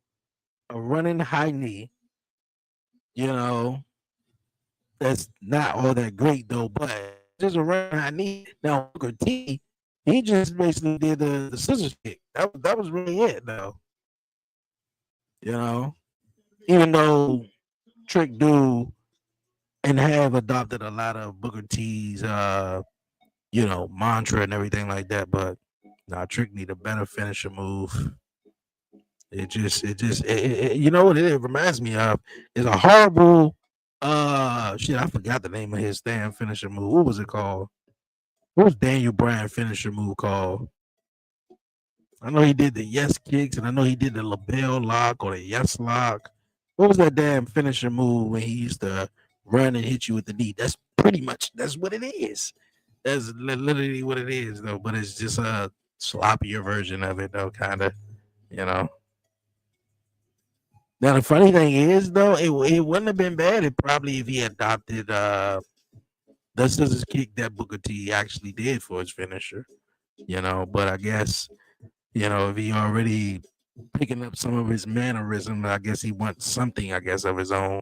I guess in wrestling, I guess, it's hard to have something of your own and be the first to do it where everybody been doing it for so long, Yeah, but he kind of does it like a scissors knee. I mean, I can't see it, but I'm pretty sure, but because I know Booker T when he used to do it, obviously I know he had the book in, but when Booker T used to do it, he'll kick you in the gut. You got the opponent bending over. My gut, my midsection. Booker T hit the ropes, the scissor kick, lay him down. Then of course he do the spinneroonie, and then whether you want to do the book in or whatever else like that, it is. Trash finisher though. Trash finisher. Daniel Bryan made it look cool. I guess because he was small and it looked effective when he did do it. Yeah, but it don't like with Trick. I feel like he should have something else. Something else. He already got the book in though, so and like I said, it's hard to be creative and innovative with not only your character but your move sets, where everything is pretty much either passed down or just been used over and over. The DDT used over and over. The spear, like it's just so many redundant moves. One move I would say, man, Logan Paul. Logan Paul finisher, bro. I ain't seen nobody do it, which I'm pretty sure somebody probably have though. But his finisher is dope. I like his finisher for real. I really do. And like I said, it's hard in this business now where everybody is sort of using a super kick, using a DDT, using just about every move you can think of. I remember back in the day, you ain't seen too many hit people hit the super kick. Shawn Michaels was the only guy who really done it. What is happening around here? I feel like I'm on top. Ricky, quick question. Yes. Why were you out there for tricking Carmelo? Listen, I am not a rookie. I'm new, but I'm not new. Carmelo needs to learn. Ricky! Listen, Rosie Moore, screw me. It's screw you. Stay the hell out of my business.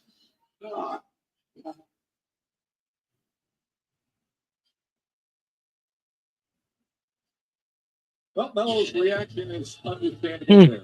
Wait, 5 weeks ago, we watched one of the greatest athletic careers seemingly come to an end. Brock Lesnar left his boots and his gloves in the WrestleMania ring. WWE took him out of the show open now sequence and they placed him in the forever position, Wade. So your jaw must have been dropped with what you saw on Monday Night Raw. Well, I think it was the last thing the entire world expected. I don't know if that was the plan all along or if Brock went home after retiring and had second thoughts, but either way, what a shocker to know a more so. It was definitely a shocker. Here's what happened on Monday night.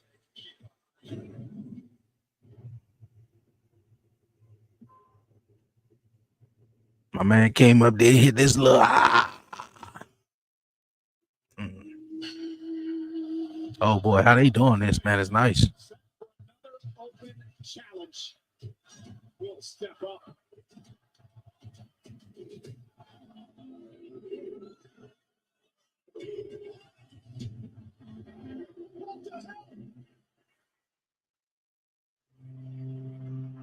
The fan reactions that they had gotten, they posted online too. That was incredible.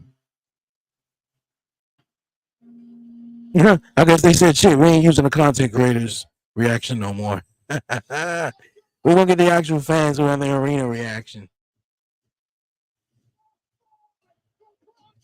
Oversold the shit out of that though. I did not expect to see Brock, man. Gave him like 3-4 F5s.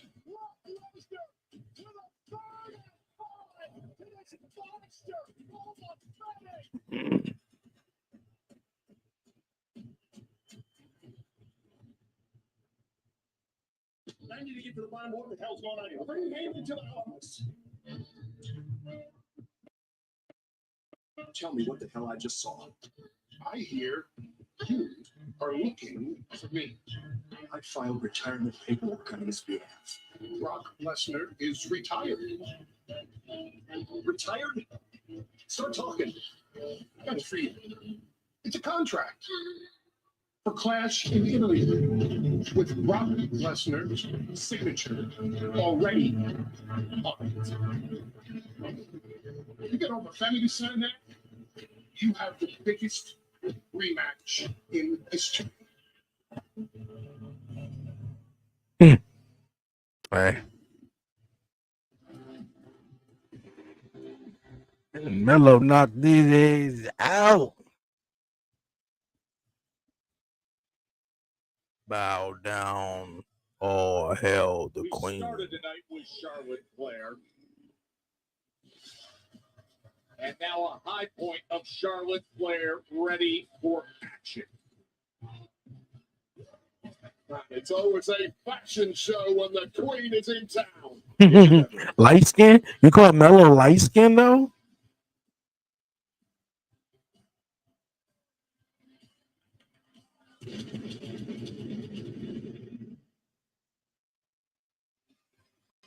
Now Ricky is. I don't even know. Is Ricky black? I don't even know.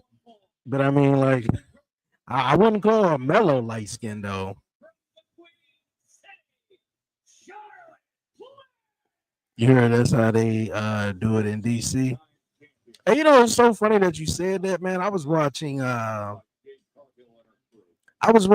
the interview with Michael Beasley, former NBA basketball player, and he's from DC. He's from DC, the PG area though, but DC though. And he was talking to Shannon Sharp about how he was explaining like, Michael Beasley was explaining how he got in so much trouble and was always in a lot of fights.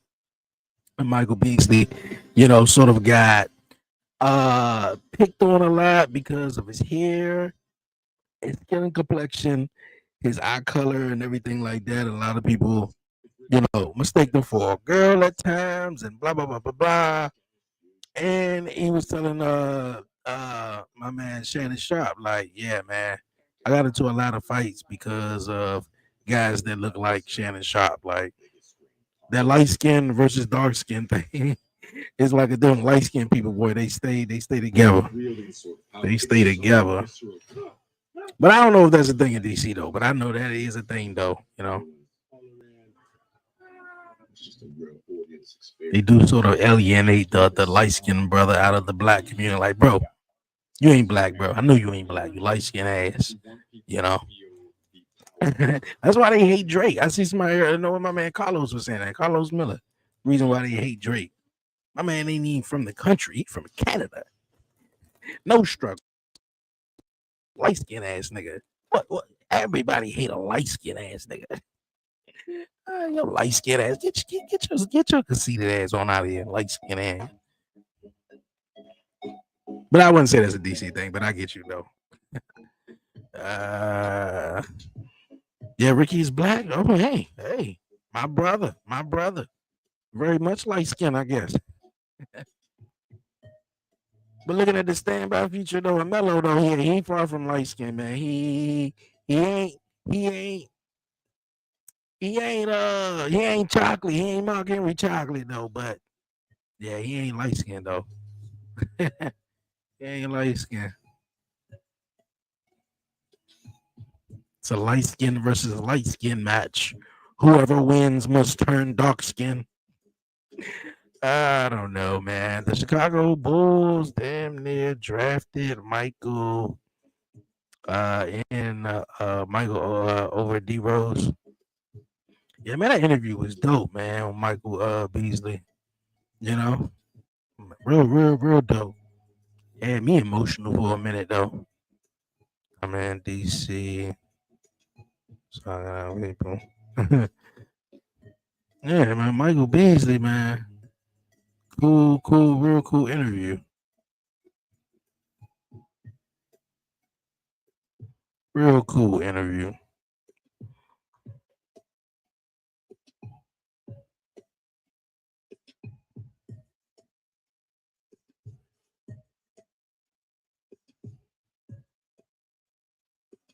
Yeah. I mean, in the wrong place. I mean, if you get yourself in the wrong place, wrong time, you might get sucker punched. You might. Wrong place, wrong time, bro. You don't want to do that. Yeah, really cool interview. Really cool. And I think I seen something online where he was talking about depression and how, he was not, how he was raised not to show or not to tell people how it is or whatever, about depression, and how he talked about how he cried on the basketball court all the time because people get it mixed up with sweat. So he's probably crying, and the whole thing with his mom and his granddad, and how he stopped talking to his mom. And that's a real thing, man, for real. That's a real deal. You know how many families and sons, daughters suffering or have suffered, with their parents just because they parents, or better yet, they mother thought it was best because moms know best, right? Hey, some of them do. I think fathers know best as well, though. But I think that's a real big thing to where it's like you have been raising your kid 18 damn years or whatever, you feel me? And you ain't tell him the truth or whatever, like for real. Like, and that's another thing, man. He was saying and how he didn't want to be with his baby mother no more. So she just, just kept the kids away from him though. That's a real thing. That's been going on for years, man. Well, a lot of baby daddies, man, just move along and you grow up and you had that idea or you had that thing in your head to where it's like, well, damn, my daddy didn't want to be around. My daddy didn't want to be in my life. He probably did. But you don't know what type of relationship your mama and him had, or what she told him, or what was the case, or whatever. But yeah, cool ass interview though.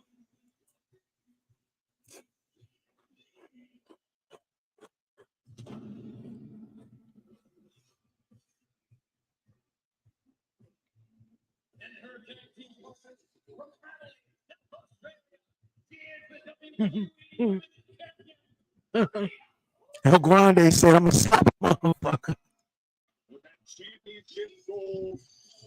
All of the devils you make, I still feel.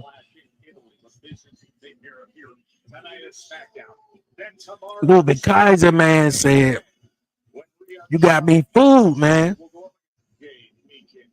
This El Grande, man, I'll take this mask off, slap him, motherfucker. Yeah, I heard about that. And I heard the story. I don't know how true it was or is.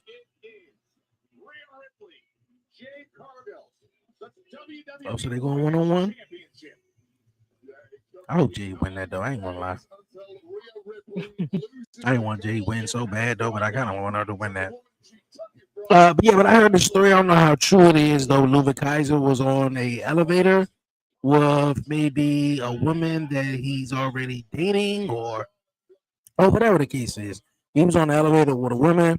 They started sort of, making out, kissing or whatever like that. And I don't know if I don't know the other individual was already on the elevator or got on the elevator. Like, I don't know how true this is. But, the other individual said to Wwe Kaiser and the woman, get a room. And Wwe Kaiser just said, you know what, man? Slap the shit out of his ass, dog. They say the best business to mind is your own, bro. You don't blame him. I don't blame him neither. Mind your business. Mind your business. I feel like in a way, the guy who said that wasn't getting none at all. He wasn't getting none at all. I feel like the people who say shit like that, like, oh man, what do I think about the sex? Or oh, y'all should get a room. You ain't getting none. Because if you was getting some, you wouldn't say that. Because I'm pretty sure you and your woman, I'm just gonna leave it at that. You and your woman, I was about to say something else, but I'm pretty sure you and your woman, I know y'all done had hopefully, y'all done had some spicy times to where it's like you want to snatch your clothes off, but you realize like, oh, wait a minute, we are in an elevator. Unlike me when I was like, 14, 15 years old, but check out Beyond 1130 for that story. But yeah, like, come on. Well, I don't blame him. Mind your damn business. And then another thing too, that's old school right there, man. That's so old school. You gonna come at me and tell me my business? Get a room and me and my woman. Yeah, granted, we are in the elevator or whatever like that though. But that's old school. An old school wrestler would have did the same thing that Wwe Kaiser did. Smack the shit out of him. You so tough? You want to talk bad? Okay, let's go. But hey, I don't blame him. That JBL don't blame him, and I don't blame it at all. I think it's for real for entertaining and kind of like I think the crowd may get behind Louis Kaiser even more after this. It could be a gimmick. You could turn that shit into a gimmick, bro. A story. Louis Kaiser could be fresh out of the motherfucking El Grande. Hell, they can even do it with the El Grande jump, maybe. You know, El Grande, he's on the elevator on Monday Night Raw, and they mock it to where he got a nice luchador lady that he's trying to find. Hold on, wait a minute.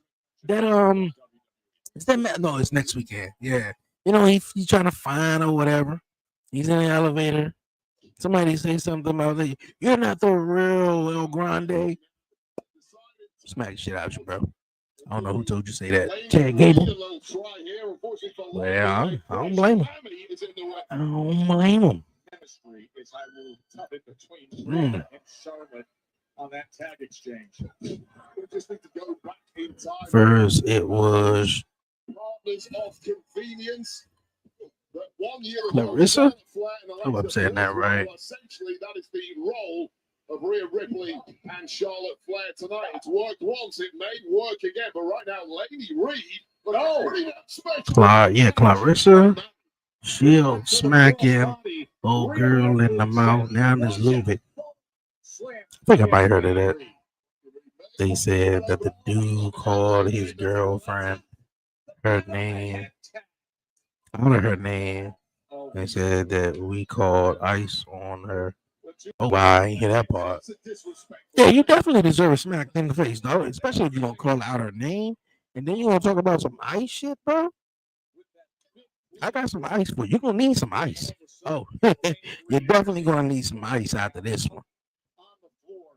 As soon as they got a motherfucker, as soon as they looked at them, the medics and whoever else, the fire department, whoever, police, whatever.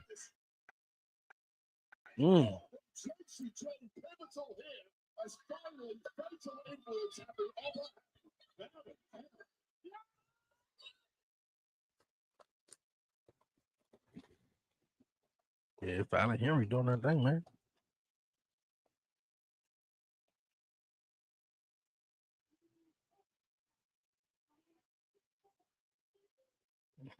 Charlotte Flair just got wrecked on the outside of the ring in the midst of our tag team match here. Fallon Henley and Laney Reed taking on Rhea Ripley and Charlotte Flair. Now, once fatal influence get the upper hand historically. And what happened to Ludwig and what's girl name? Tiffany Stratton. Yeah, what happened to Ludwig and Tiffany Stratton? Things just didn't work out with them too. Because I know they was like a couple or whatever like that. They should be, and if they're bubbling up with confidence now, imagine how bubbling up that confidence will be. If they're bubbling the team of Charlotte Flair and Rhea Ripley. And now you see the teamwork. Lane and Reed came in. Y'all mad? I went to Target. What was that? Wednesday? I don't even know. I think it was Tuesday. Getting that movement down, getting that synchronicity down. And it really is showing here, and there's a lack of synchronicity between their opponents, Charlotte Flair and Rhea Ripley. They got these chips, the Dorito swap, the flavor swap. Then they got it with the Cheetos jump. I don't really mess with the Cheetos jump on like that. They got the Doritos swap with the Ruffles cheddar sour cream. They all right. But the Ruffles swap with the Doritos Cool Ranch is off the chain, though. Off the chain. And I kind of like got the munchies, though. Probably going to eat something. We'll just go off. Hey, yo, the basketball game on, too. I know that.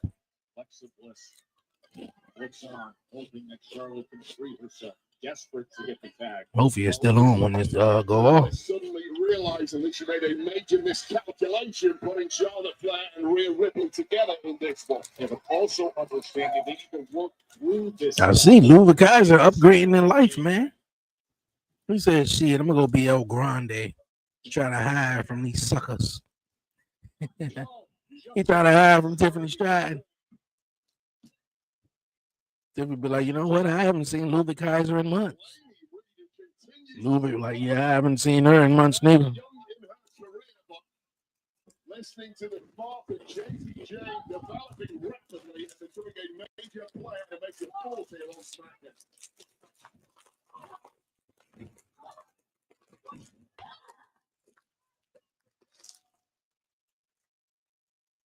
Come on, ref, get her out the corner, man. Do your job. Like my man Booker T. Do your job, ref. Do your job. Man, we really got quiet on commentary. I know they about to come out from break. The young rising stars, But they got real quiet. The crowd wants Rhea. We want Rhea. Impressive. That was impressive from Charlotte Flair, but the hopes are fading away rapidly. Yeah, I don't really rock with Tiffany Stratton too much. She's too plastic for me. And then she said one thing, kind of like with Jade Cargill also. Well, I mean, Jade Cargill was like, I don't need wrestling. It need me. And I get that. But I think one thing Tiffany Stratton was saying, you know, kind of like a lot of people, you know. Obviously, you want to have a future outside of wrestling. You know, when wrestling is done and over with. More than that, a lot of them want to go into entertainment, movies. Well, they are in entertainment, but, you know, really into the entertainment business. It just never ends. And Tiffany Stratton, she just like, look at it. I'm buying my time until, you know, it's up. And she won't go do movies. But she's too plastic for me, though. She don't even look the same. Right to the cover. We're going to put away Charlotte. Charlotte is so desperate to get to Rhea right now. It's a dry crowd. I don't know if it's the show, but it's so dry. But this is just textbook tag work. So dry. Fallon Henley and Lainey Reed. Well, this is something that Rhea and Charlotte could learn a lot from if we're being perfectly honest. There is Rhea Ripley. Alexa Bliss had to play Peacemaker earlier tonight, saying they're letting their personal issues get in the way of good business. ECP whipped on her. Made Rhea and Charlotte. 6-woman tag team awaits Saturday night's main event against Jade, Meechin, and BFAP. But they are in major trouble here in the depths of this tag match against Fatal Influence. Right now, Fallon Henley desperately clinging on, trying to prevent this tag. You cannot let Rhea Ripley tag in. She's so close. Tantalizingly close, and a smart shot there from Henley. Fallon Henley looking to take out the low. Oh, what a big right forearm from Flair. Oh. Charlotte's got hope here, Wayne. You don't hurry up and make the damn tag, Charlotte. Wayne Reed cuts down her leg.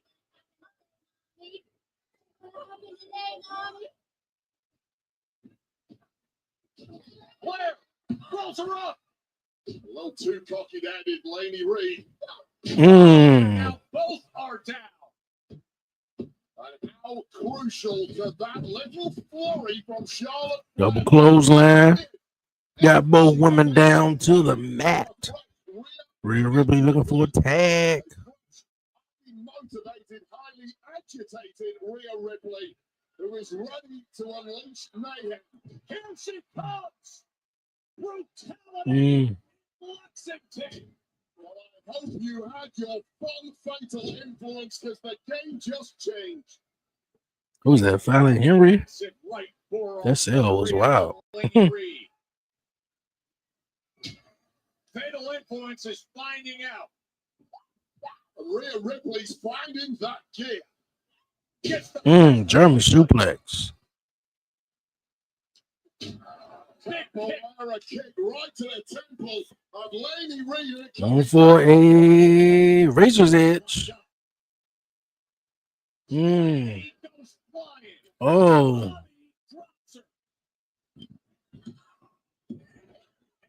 Two. Oh, what a massive boot from Flair. Clutch timing from Fallon Henley to save the match of Fatal Influence, but it might be for naught here. Charlotte to the outside. Okay, maybe this match, Melo and Trick was kind of cool. This matchup is, seeming cool as well. Because I'm like, man, ain't no match hitting on nothing. Did Rhea kick Charlotte? Yes, she did. Looking for a riptide. Charlotte about to tag her. Yeah. Hit the riptide. Get out of here. Natural selection. 1, 2, 3. You know what? This reminds me of what happened on Tuesday night. When my man Mason Rook, and who was it? The new guy, the guy who was on LFG. Mason Rook hit his finisher. New guy, the guy, what his damn name is? I can't even think his name. But he was on LFG. Stole the victory though from him. Oh. 24 hours removed from Saturday night's main event. They attack. Just been laying in wait the entire night for the exact right moment to pounce. What a job, what a mocking it has been. Fatal influence getting It's all over Lexington. And I found Haley and Lady Reed getting their shots in as well. As Jade Carver just stands back and watches BFAB and Meech. And now, Italy is 9 days away. Oh. Houses are exchanging big shots. Rhea Ripley heavily worn down and now being beaten by the woman she faces in 9 days' time. Oh no. For that WWE Women's Championship. Jaden! Cargill turning up the dial as she closes in on that championship showdown at Clash in Italy. The rematch of WrestleMania. It happened Sunday, May 31st from Torino, Italy, streaming on the ESPN app. Jade and Rhea Clash in Italy. See you at Clash in Italy.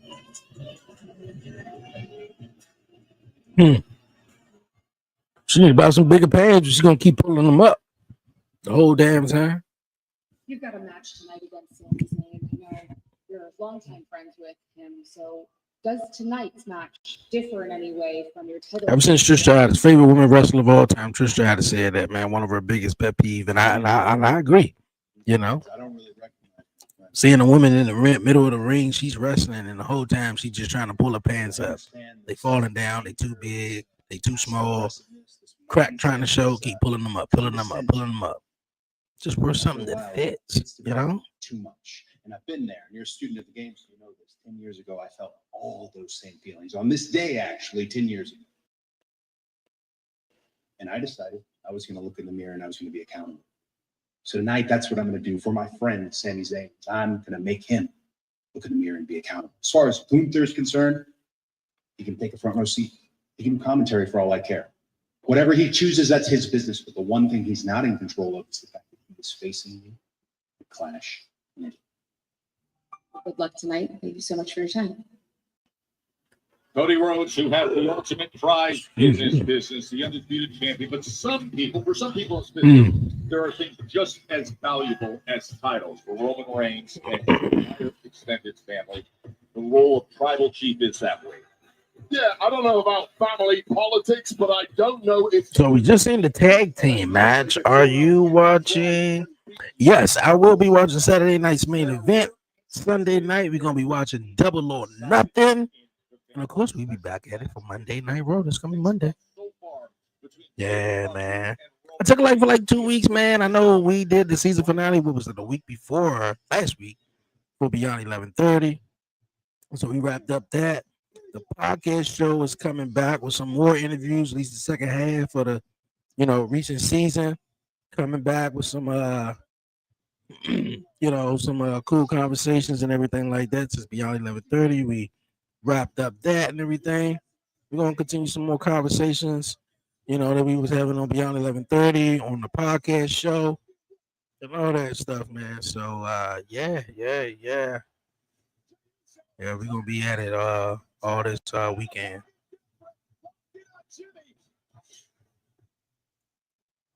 My man Jacob didn't budge, man. They had to they had to whip Jacob's ass. Jacob's like, hold on, wait a minute.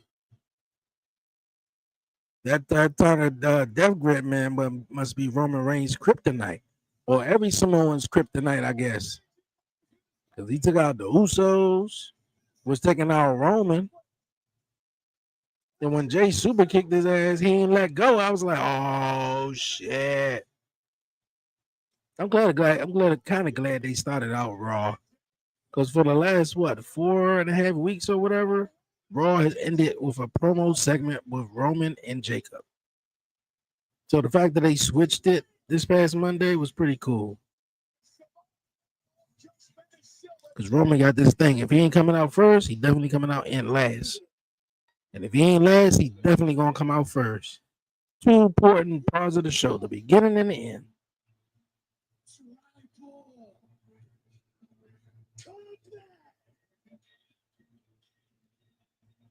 It's Wade,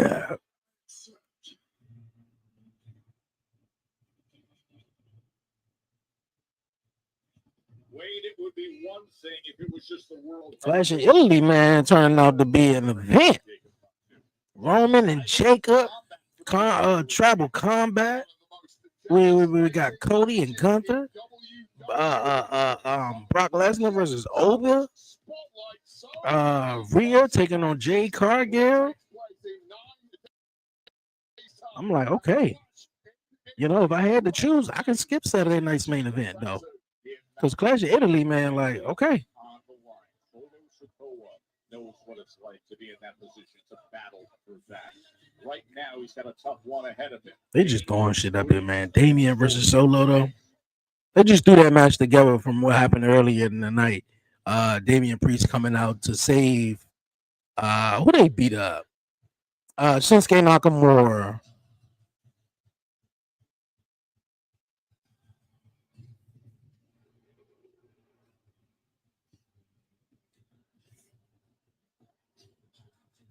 They come back to Fairfax, Virginia. I don't know when they probably gonna come to DC probably in the fall, late fall, winter. And the only reason why I'm saying that because it is some construction going over at Capital One Arena where they building something outside of it. You know, supposed to be making it look really cool. So I think they've been having it closed majority of the summer for construction ahead of the new NBA season. You know, and everything that's coming in the fall. And I hope it be a Monday Night Raw or a pay-per-view because they've been lacking. They bringing UFC, all this other shit to DC. Yeah. We need to be in the run too. They beat Jacob. They beat him like he was back in prison though. Jacob probably like, I ain't never had nobody with my ass, man, in prison. You know what I mean? I'm like, damn, Jacob. We got you, man. We got you.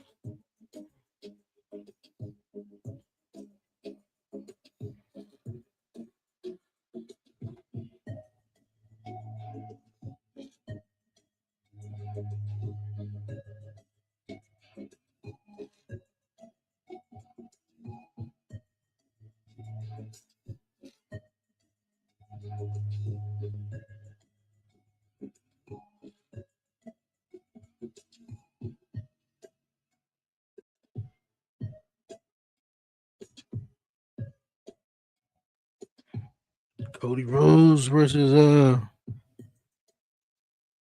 Sami Zayn. See, I be feeling like I could skip SmackDown, bro. It want to be too long, and then you know, we just having matches on it, and that's what SmackDown was for a long time. Because I remember one of this guy, man, his name was Sean. I don't even know if he's still, living to the day or not, but middle school classmate, man, and he liked the wrestling. I was a Monday Night Raw guy.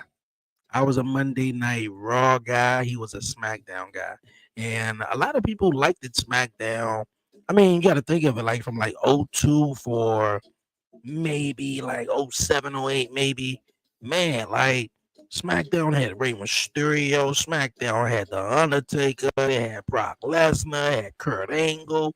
Like SmackDown was lit, especially in the early 2000s. It was lit, and then it transitioned from like what was it like from like 2002 to like '05. That's when they, Rey Mysterio, The Undertaker, Brock. I mean, Brock left in '04, but you guys what I'm saying, man. John Cena. That's when he was coming up, man. '04, '05. Around '06, Batista came over to SmackDown. That was Batista's show for a while. SmackDown was the show, man, where we started off and it wasn't 20, 15-minute promos. I was a fan of that. I look at I like that my story's been told to me on Monday nights. Like getting straight to the action. That's cool. That's all. Like, hey, that's cool. But I was a Raw guy, man. Monday Night Raw was the show, you know. Moments ago, Ripley and Flair celebrating victory over Fatal Influence when Jade Cargill beat Fab launched And I be wanting to attack. skip SmackDown. But I was like, nah, I ain't gonna skip SmackDown, man. I get on live. I ain't been on live since what, Monday night? Showdown in 9 days' time at Clutch in Italy for the WWE Women's title. A major message sent tonight from the challenger to the woman who took her title at WrestleMania 42. Okay, Jay. You chose the right pants, huh? Even though they was too big or too small on her. Ladies, moments ago you sent a very clear message to Charlotte, Alexa, and Rhea. So what were you hoping to prove with that attack? That wasn't a message. That was the truth. Now we got all these women lying to themselves, trying to figure out who the best is when the best just let them land. Now there's one dominant team in WWE, and that's us. And tomorrow at Saturday Night Main Event, we about to prove that again. Exactly. I mean, did you see him out there arguing like two little sisters who need a timeout? Matter of fact, on my belly. I'll put her on my knee right now. But you know what? We gonna save all that tomorrow. But after what we did tonight, I mean, they can save themselves a little bit of an embarrassment and not show I think this is the best thing for B-Fab. talking too much. I mean, we got these bobbleheads, fatal. Because she wasn't even doing much at all. Rhea and Charlotte don't even like each other, which I think is a good thing for us. I mean, we're the only thing that matters in this company, and I'm the only thing that matters as a head woman in this company. This time at Clash in Italy, luck won't be on Rhea's side. I mean, because we learned our lesson, right? Yeah. Right. So let's do the work and get my title. Okay. She will have that opportunity in 9 days, a week from Sunday. Yeah, Jay was looking definitely good, especially in the camera shot they showed when she did her finishing move and was sitting over top of her. I'm like, okay, onion sitting right up, or maybe it was the pants. You know how these women be. It be the aesthetics and everything else and shit like that. Meet her in the club was like, damn, you look good, man. These Batman, man, what? You take it off, try to get to the next level, and you be like, wait a minute.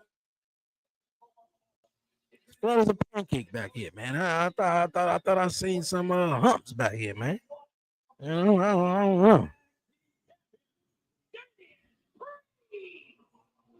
Priest to his head rivals attacking from all angles, from those trying to grab that tag goal to the MFT issues. And that is now his chief concern as he makes his way to the ring for this big matchup. Priest played the hero earlier tonight, preventing the MFTs doing further damage to Shinsuke Nakamura. Now he gets his chance on vengeance. Leader of MFT, Solo Sikoa, who has made his life. Damian Priest know he don't want to be tag team champions. He don't mind being a champion though, but come on. Y'all put the tag team title on a guy who's not really in a tag team. Knows our truth or whatever. Let's take the tag team and let's not put it on some actual tag teams. You know, I've been hearing about Big Cass and Enzo Amore possibly coming back, man. You know, if that's the case, that's kind of cool. If not, I'm assuming all the allegations by Enzo Amore has went away. You know, because that was one of the main reasons why they let him go in the first place.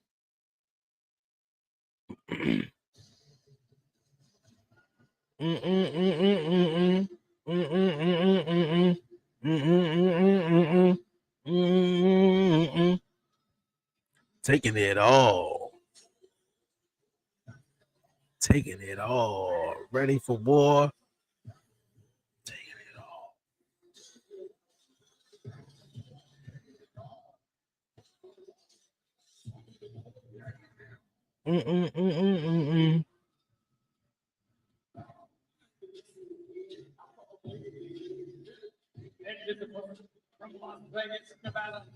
You know, right? You can believe all the hype.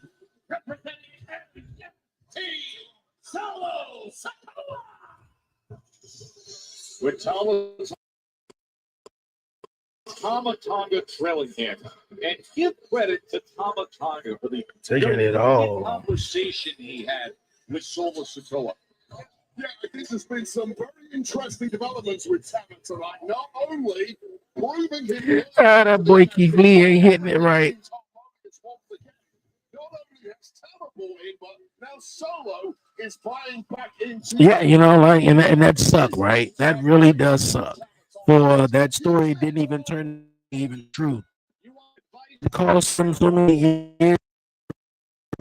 Yeah, he worked it with Fourth Rope, TNA, you know, other places and everything. Of course, Big Cass.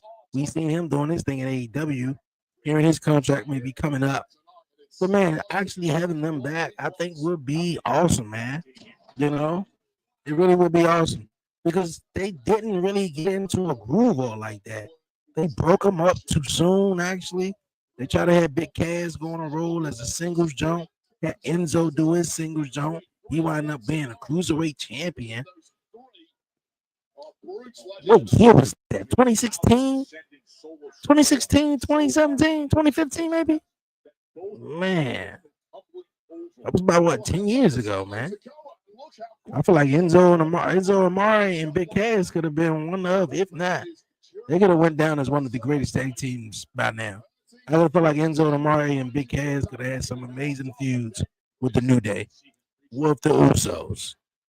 But, you know, we don't know how much time they got left.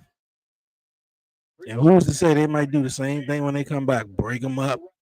Because I'm pretty sure, you know, the whole Big Cass been big. Having them been in the ring with guys like a Damien and others may work. Samoa drop. As he brings him back into the ring. Damian Priest and Solo Sikoa on SmackDown.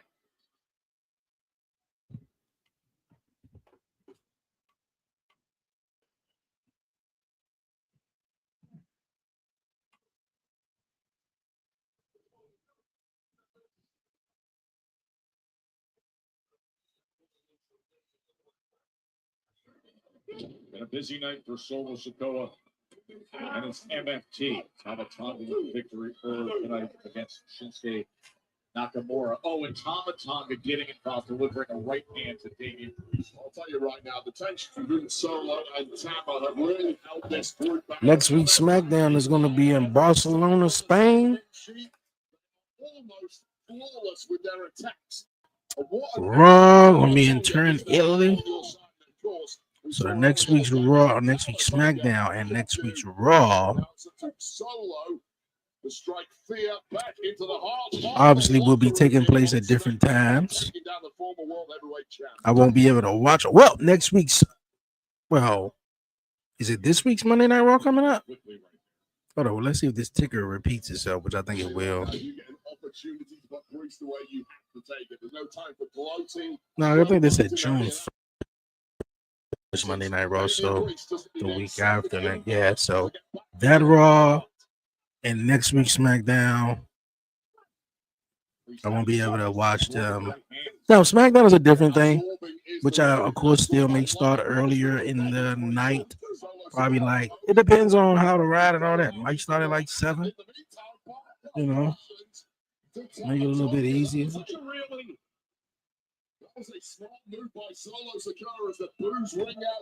Yeah, the SmackDown in Barcelona, Spain. That's next week. Come on, Priest. Come on. Come on, Priest. Huh? Come on. Huh? This is it. Huh? Come on. Oh, that is echoing all the way to church. Yo, Solo too loud calling spats, man. I'm gonna push his face one more time, and then he told him to slap him. Priest had had enough, but there's very little in the tank of Damian Priest already in this one, who has had attacks from 3 different angles. And without our truth here, who is currently signed off injured due to attacks from the MFTs, no protection whatsoever for Priest. I would suggest that Shinsuke Nakamura may want to assist, but after the beating he took earlier, I don't think he's in any physical position to do so. He's truly on his own. Nowhere to hide from these kind of attacks.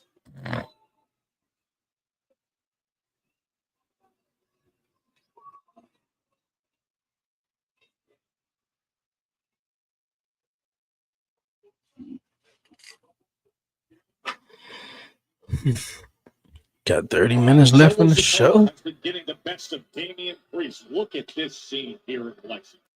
Friday Night SmackDown, Big Blue Country, and it has been a powerhouse of a show. And right now, Damian Priest is trying to mount a comeback against Solo Sikoa Wave. And it feels like mission impossible due to the 2 men prowling the ringside area, Tama and Talatonga, who have frequently involved themselves in the match on Solo's behalf. But Priest still smoking away.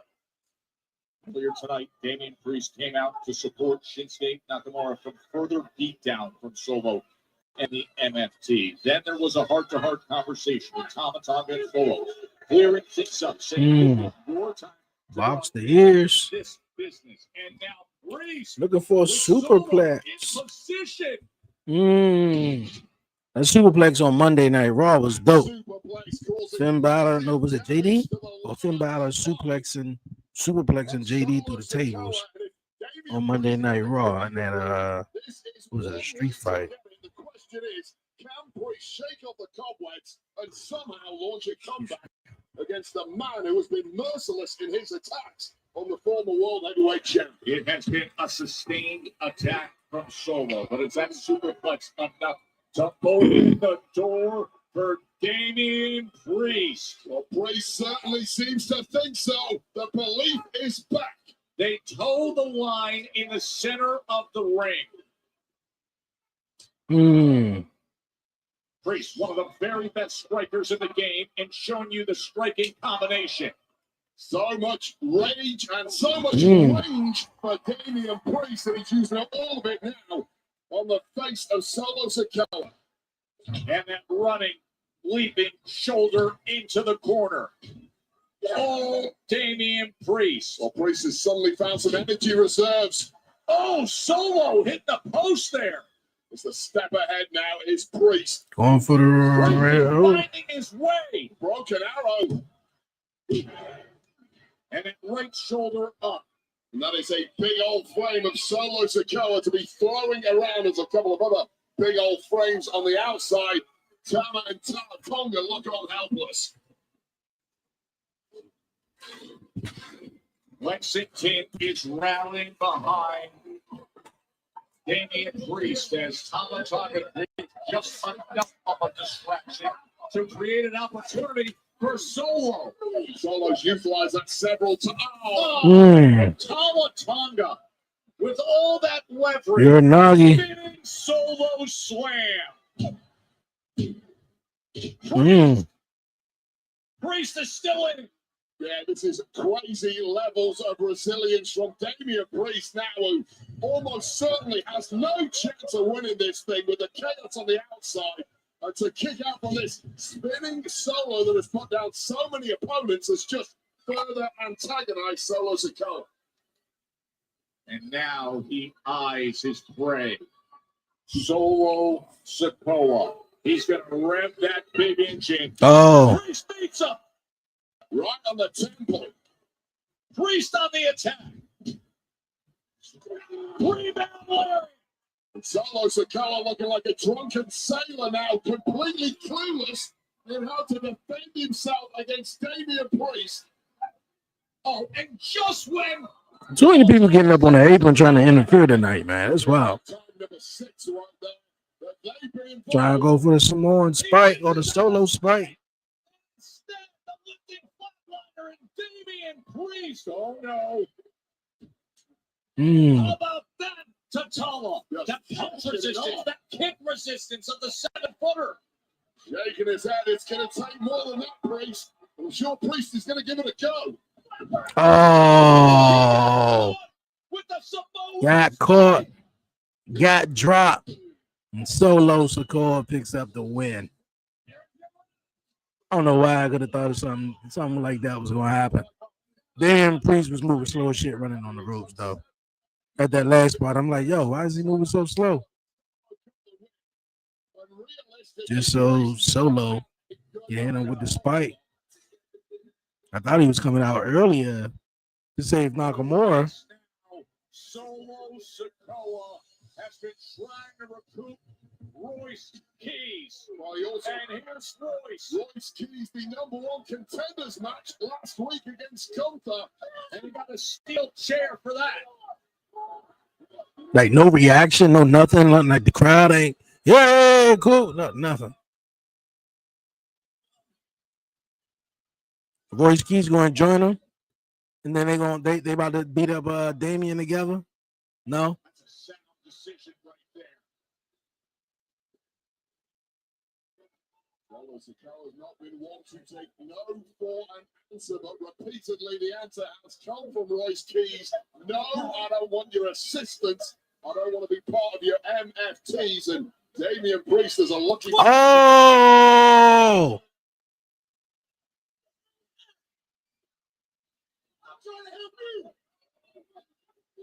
He was trying to beat you up too.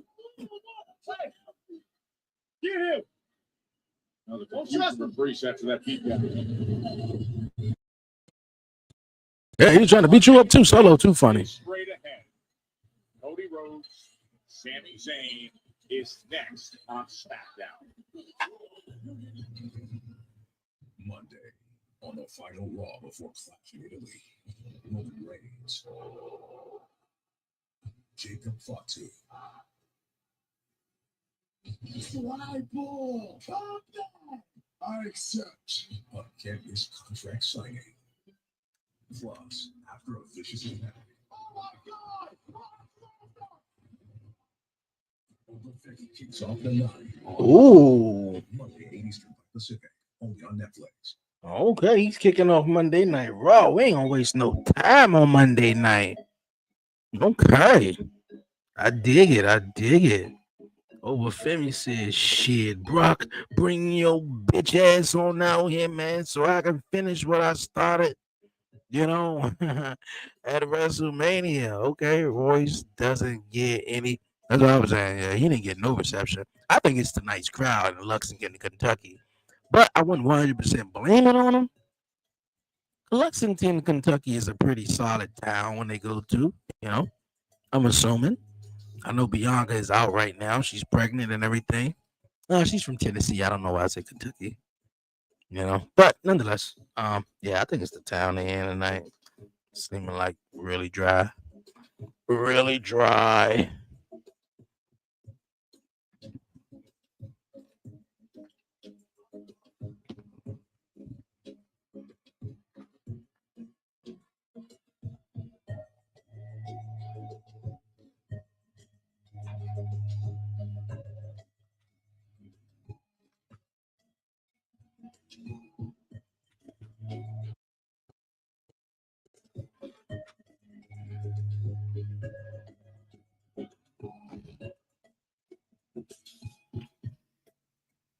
Shit, Royce could be in his own damn and still wouldn't get any reaction. Damn.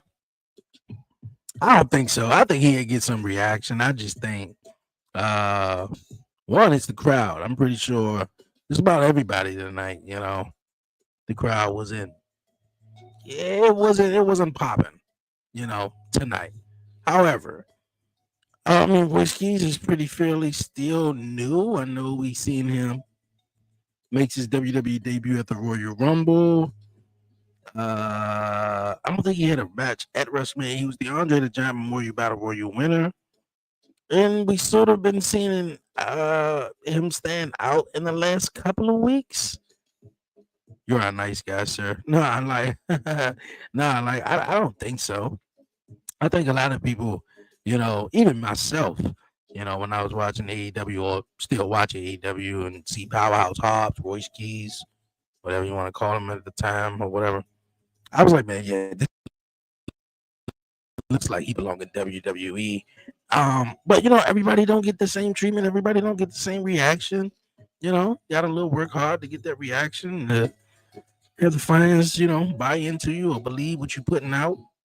But yeah, I think it's the crowd tonight. I think Cody gonna get his usual. Whoa. Everybody went crazy when Rhea Ripley came out. The stars, and also probably, like I said, I wouldn't say he's fairly new though. But if you are not if you don't watch AEW, you're probably not familiar with him, and the only thing you have seen of him, see, I don't know why they don't do the same thing like they do for Raw. Like, show the shit that's going on in the commercial breaks. Monday Night Raw be straight through. They might fade to black, but they come back and show you what's going on during the breaks, even when it's not a match. It might be signed of the night, Danhausen, maybe shooting t-shirts up, a fan ass, or I don't know, whatever. It's like they were just, coming back and you can see Danhausen shooting t-shirts into the crowd. I can't wait till they break up. I'm just not buying it. I'm gonna leave it at that because I keep saying it. Every single time, no tricks, no cheat codes. We put everything we have into Whoop them tricks. Whoop them tricks.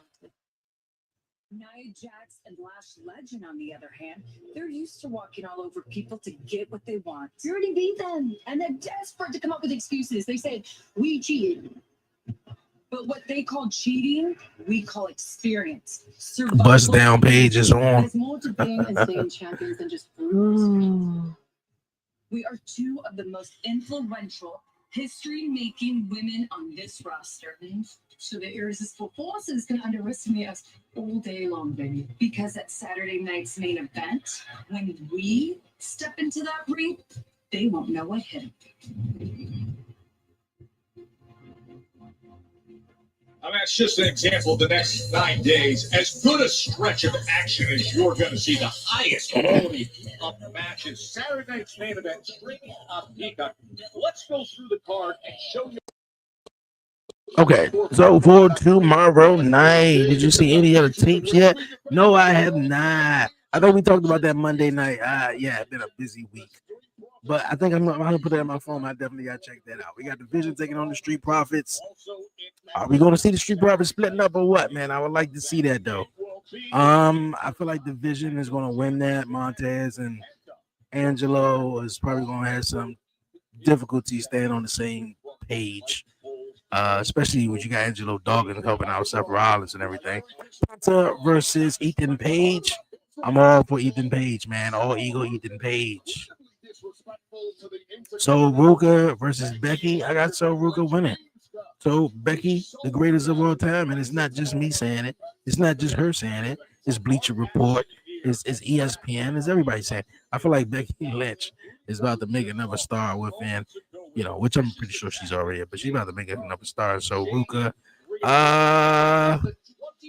hours to turn it around. 6-woman tag match. Rhea, Charlotte, Alexa against Jade. I would say Rhea Ripley, Charlotte, and Alexa wins that. The Irresistible Forces win their titles back. I'm sorry. Can Paige turn on Brie, please? Bitch, I don't know why you call me bitch. Don't call me ever again. Please, like Paige, go do your own thing.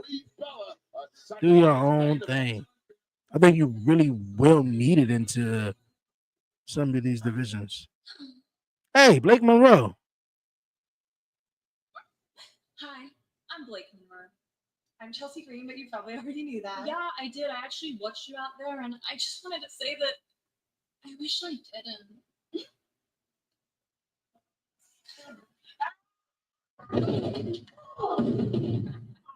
She's trying to make more friends. All you're doing is making enemies. See how close you are now.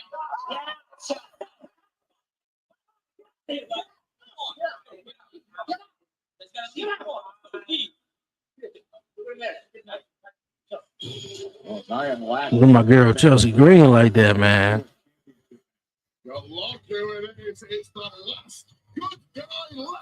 Let's go.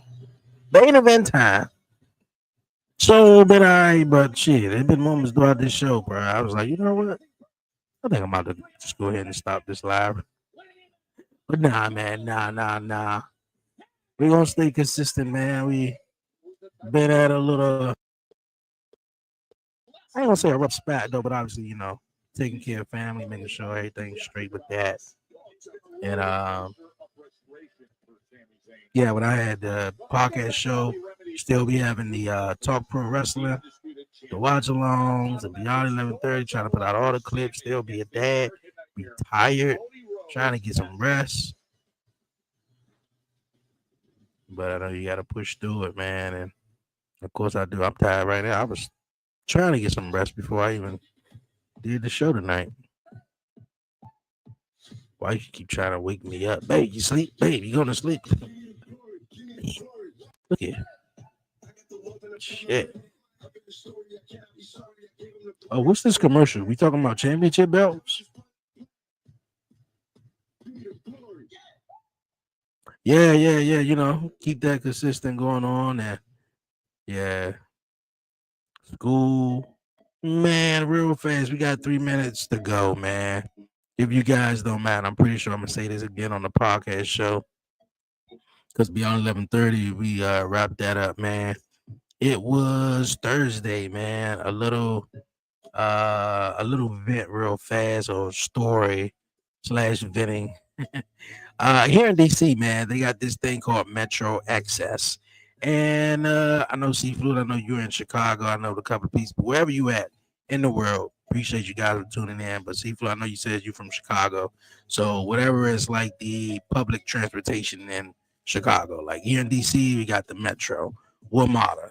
You know, we got the Metro buses, you know, shit like that. And Metro Access is kind of like what I would say. I would want to say Metro Access is kind of like the sister or the brother, not necessarily the cousin, but like the sister or the brother to Metro. But the only thing Metro Access does is a parent transit that's door to door for senior citizens, people with disabilities, yada yada yada yada yada. All right. Now on Thursday, my trip coming back home, picking up my son from school, you know, and it's from 3 to 3:30, you know, like they gotta come within that 30 minutes. Sometimes they be behind, not even sometimes, a lot, but sometimes they be on time and be behind. So I'm tracking, I'm looking in the app, and I'm like, okay, they 3 miles away. They about 40 minutes. That's what it say roughly. We'll be here at the location at 4:26 or whatever. And then, I'm, trying to watch my little man as he get into everything. He's so excited. He out of school, just running around. And I look up and I look back at the app, and that Jones say we will be arriving instead of 40 something minutes. Now this Jones says 230 something minutes. Your vehicle now, instead of coming at 4:20, it's going to come at like 7 o'clock. So I'm like, bullshit. If you think I'm about to stay at this school all the way to 7 o'clock and wait for a ride, you're kidding me. All right, call Metro Access. Boom, on the phone with them. I need to speak to a supervisor. Bam, put me through a supervisor. I'm talking to this nonsense ass woman. No offense to all the women out there, but I'm talking to this specific lady on the phone, man. I'm talking to this lady specifically on the phone, and I'm telling her about my trips and everything like that. And I explained, like, hold up, wait a minute. I had a trip, was supposed to be here, a van, supposed to be here by 4:20. Now it's telling me 7 o'clock. Okay, sir, I'm sorry. Someone rearranged some trips. They moved your trip, pushed it down, blah, blah, blah, blah. And I'm like, okay, but one of y'all guys' Bill of Rights, one of you guys' things is to have that kind of courtesy to your customers and everything like that. And I feel like, and I said, I feel like, Freeze! What's up with that? Grabbing me by my throat. Your partner called me to make sure I had your back tonight. Let me get this straight. You get involved in my business and you ask me what my problem is. You got the balls to question me. I don't care if my partner called you. I don't know you. I don't trust you. For all I know, you work with the MFT. Now, I'm out there. I get jumped. Something you know about. Somebody grabs me from behind, and I grab you. What would you have done? I get it. We both been there. But remember this, if it's the issue you want, it's the issue you're gonna get. And anybody get it. Anybody can get it. But some tough talk between Royce Keys. If I had a question to ask Damian Priest, I'm like, did you ever think about doing radio or voiceover? Because I'm telling you, like, dude got a voice for radio. But nonetheless, real fast before this matchup begins, I know Cody Rhodes about to come out. Real fast. Yeah, talking to the lady, explaining to her, like, you guys could have the kind of courtesy to at least reach out to some of your guys' clients to let them know, okay, we had someone move the trips, and now that your trip has been moved, and it's going to be coming at a later time, someone should actually reach out and notify me and tell me. She gonna say, well, sir, that is what the app is for. You calling, that is what it's for. Now you have to call and let us know. And I'm like, bitch, like, look, that don't even make sense whatsoever, though. No one has the kind of courtesy to reach out to say, you know what? Okay, I'm in the computer system. I'm moving some trips around. Oh, okay, there's one trip right here. They trip from 3 to 30. Nah, we're gonna move their trip down. Let them come pick them up at 7. How the fuck does that sound right anyway? Like, you feel me? My trip is supposed to be at 3. You telling me you're gonna come get me 4 hours later? And then the shorty had the nerve to bring up a stupid ass analogy real fast.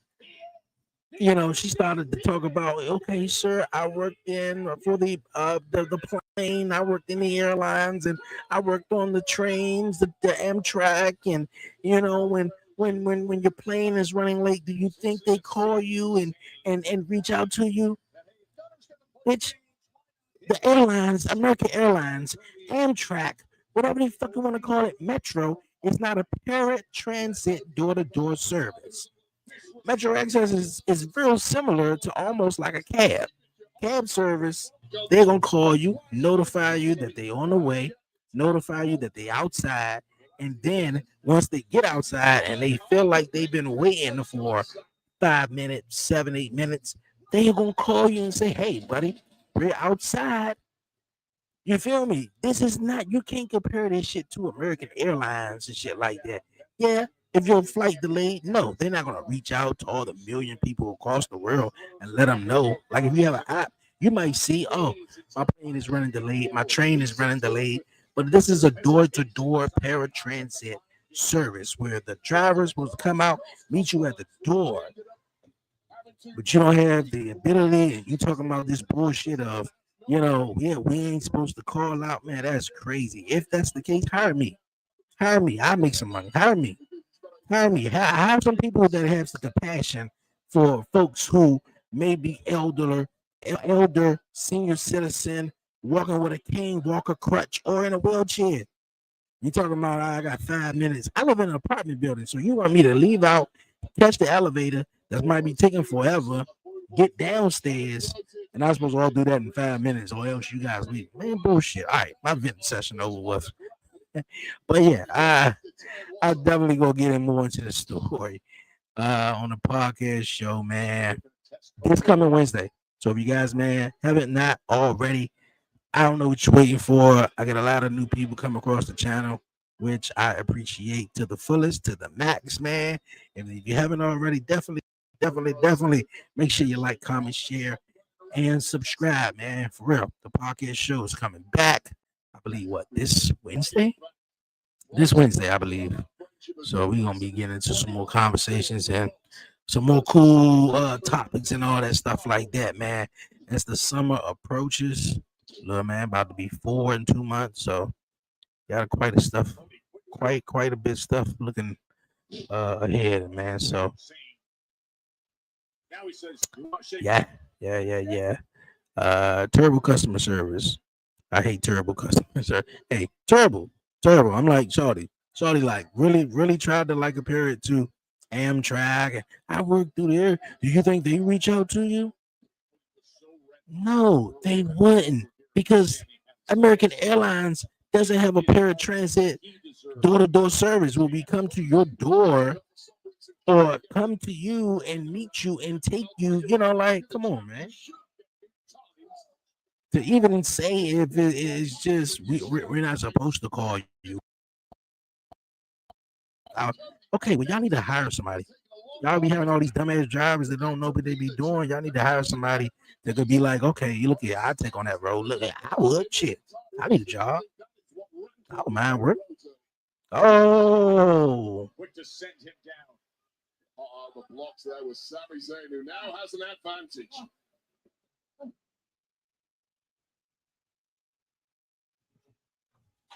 yeah, but terrible customer service, man. Terrible customer service. Her ass needed, and then he talking about the reason why they was late and all that because they shut down a whole nother base or whatever shit like that. So now I'm like, bro, that ain't got nothing to do with us. Nothing to do with us. Customer service. Don't mind me asking, did you request to speak to a? Yeah, she was the supervisor. She was the supervisor. Yeah, that's what I was saying. I want to speak to the supervisor. And I was on hold. She the one who picked up. And some of these damn supervisors be acting like, like they above everybody, especially the way they talk to people too. Hello, how you think? Calling Metro Access. What's your customer ID number? Who's calling? How can I help? I'm like, but damn, like, But yeah, like, yeah, that was the supervisor. I'm pretty sure she got a supervisor over her though. But yeah, she was one of the supervisors. It's quite clear to anyone watching. Simply no way to hide that. And I think for real, they got a lot of people there that just working just for the money. Instead of hiring people who have experience in stuff like that. And I know they probably can't, have they filter all focus on people who got experience. Maybe some people who don't. But they need to hire some of the people, man, who got some experience. You dealing with people, who are in wheelchairs or whatever like that. We ain't fucking slow. Don't get that twisted. Because these people out there, just because they're in a wheelchair, they fucking slow. Not this one. I ain't fucking slow. You think you could just say some dumb shit like that? I tell you, women talk off emotions, bro. They don't talk over logic. And that was not logic at all for that dumbass lady to say. No, how stupid you look. You just wanted to sound good. You just wanted to make yourself feel good at the time, knowing damn well your ass was wrong. I'm telling you, man, it wasn't even until I started talking about that shit earlier and I thought about it and I got upset about it, though. All right, that was about the last 10 minutes. Last 9 to 8 minutes of SmackDown. Shillelagh for the night. Hopefully I can catch the ending of that Knicks and Cavaliers game if it's still on. If it's anything like game 1, I'm with it. Anything like game 1 with the Spurs and the Thunders, I'm with it too. Because the Spurs and the Thunder, man, that was pretty much a blowout last night. I'm going to torture that left knee of Cody Rhodes. There's no quitting Cody, but severely hampered in his abilities to fight back here. Yeah, she had experience working in other places, but she damn sure ain't experience on. And they don't be giving a damn about customer service. Some of them do, some of them don't. And it be like that with the drivers too. Some of the drivers, cool. Some of the drivers, they just there just to get paid. That's it. Just to get paid. And of course, we all want to get paid. We all want to put food on our tables and support our families and ourselves and our children and all that, you know. But if you're gonna have a job such as like Metro Access and a paratransit door-to-door joint like that, yeah, you gotta lead with compassion and experience, not even experience, compassion and compassion, respect, courtesy. Like, come on, man. I got so many stories with the Metro Access. I might title the episode Metro Access. Like I didn't name it my phone, Metro Access be tripping. I might title the episode just that. For real. And like post it, and I want to tag Metro Access. I'm gonna tag Wamada in the fucking episode, bro. Hey, I'm for real. And I want them to see that shit and be like, hey, I think you look real familiar. Y'all was watching something with a guy who was going on Metro Access. For real. Tag his ass, tag the motherfucking executive dude who I called and got his number and was complaining, man. I'm like, yeah, I'll tag all their asses. It's go KC versus San Antonio. Yeah, it was the Knicks and Cavaliers last night. I know it's game 3 tonight. Game 3, because I know that game was on Monday. Yeah, Monday. It went like, what, 2-3 overtimes? Oh! All the way across our downstairs. While Cody landing hard on the desk. Wednesday it was pretty much a tight game. On the floor too. And Cody's in a world of trouble here. Oh, the distant treble wave already. Joe, that count is climbing around 4 already. Come on, Cody, man, get your ass back in the ring, bro. Cody Rhodes, can he beat the count on that back leg? We're on 7, Joe. Will he make it in? Shit, I might do the episode with my fiance. She got stories. Her damn self. We got Father's Day coming up on the horizon. Father's Day. Ain't nobody gonna celebrate Father's Day. Mother's Day, man. I ain't seen no Father's Day commercials yet. I know we still in May. But shit, we could run some Father's Day commercials. He got a haluva lined up. Uh-oh, going for the Cody Cutter. This time from the very top, a super cutter by Cody. At a millisecond away from victory, the difference there being how long it took Cody to cover after connecting with his top rope Cody cutter. The body just not cooperating in time, but Cody leaves. You're right about that. Especially the black business, man. Customer service is definitely something they really need. There are certain qualities that a champion. Going for the crossroads. Nope. Oh, look at this brilliant counter by Zayn. Oh. Almost. Blue Thunder Bomb. All right, man. So the matches of the night. Sammy Cody. Trick versus Mello. In the tag team match with Charlotte, Rhea taking on Fatal Influence. I say those 3 matches were some decent matches tonight. To the limit. Perhaps in the case of Cody, past the limit with the damage he has taken here in Lexington. And now right back to that damaged left leg. Oh, no. Man, going for the figure 4. Okay. The move that Cody has made his own at times, now torturing QB1 in the center of the ring. After everything that's Stop calling them that stupid stuff. QB1. this. Now the will of Cody really being tested.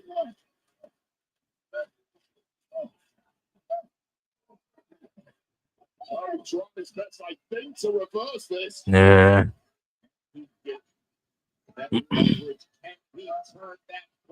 Yeah, it be our own people sometimes, man. Our own people, man. Cody turns it over.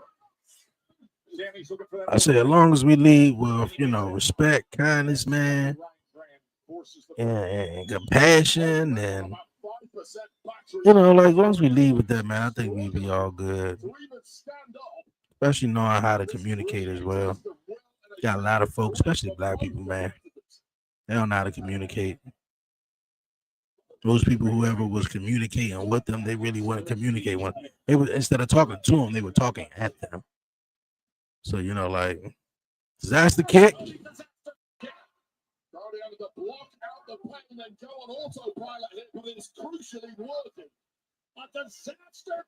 Oh, Gunther about to come and sweep him out of the ring. Put him in a chokehold. Oh, he knocked down Gunther. Crossroads. Oh, come on, Sammy. You missed the assignment. You were supposed to hit Gunther. I mean, you're supposed to hit Cody in a way, not Gunther. He was supposed to hit Cody, take out Cody.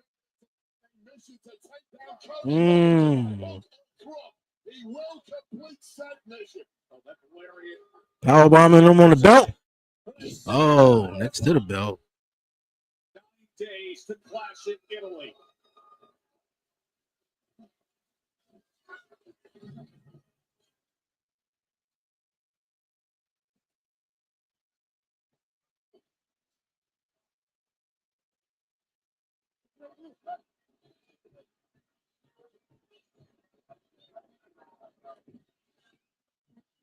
Sleepers. That's so much of your friend. You gonna help him out, Sammy, or what?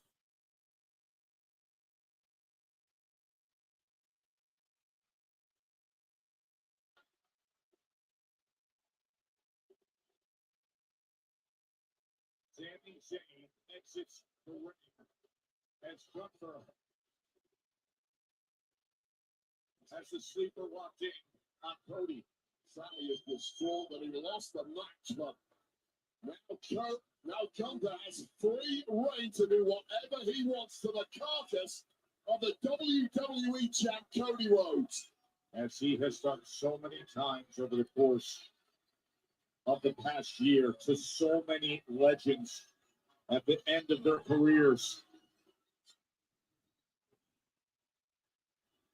And now that undisputed WWE Championship. Okay. It had its moments throughout the show, man. For real. It really did. It really did, though. Yeah, facts. Totally agree, man. Look at y'all, man. Just got to show up for one each other, man.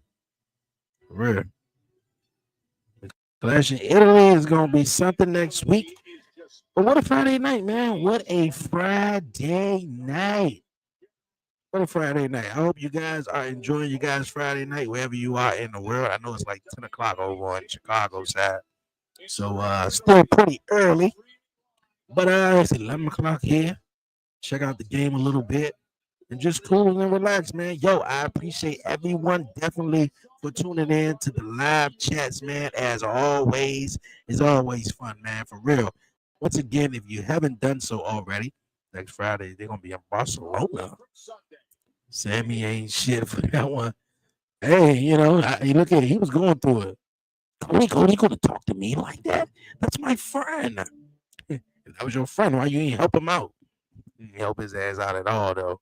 But yeah, man, I appreciate everybody to the fullest. Yo, we over 3,000 subscribers here on YouTube, man. So make sure you follow the 1130 podcast on all social media platforms, man, so we can help continue grow the channel. Over 1 million views here at the 1130 podcast. So I appreciate all you guys' support, man. We're gonna keep the ball rolling on, and keep the pressure on, man. For real. I appreciate it, my guy. Thank you for that great stream, man. Appreciate it once again. Like I said, you guys, man, make sure you follow the 1130 podcast on Facebook, Instagram, TikTok. Subscribe right here on YouTube, on Twitch, all that great stuff, man. For real. Okay. I know little man gonna definitely want to see. That's the new Mario movie. But you guys, man, enough of me rambling on, man. You guys, man, I see you guys tomorrow night for Saturday night's main event. And of course, we got Double or Nothing. I'll be back here on Monday night for Monday Night Raw. All right, you guys, man, be easy, be smooth, give all the glory to God, man. Won't he do it? Yo, it's your man Dre, aka Dre on Wheels. Until tomorrow. Peace out, man.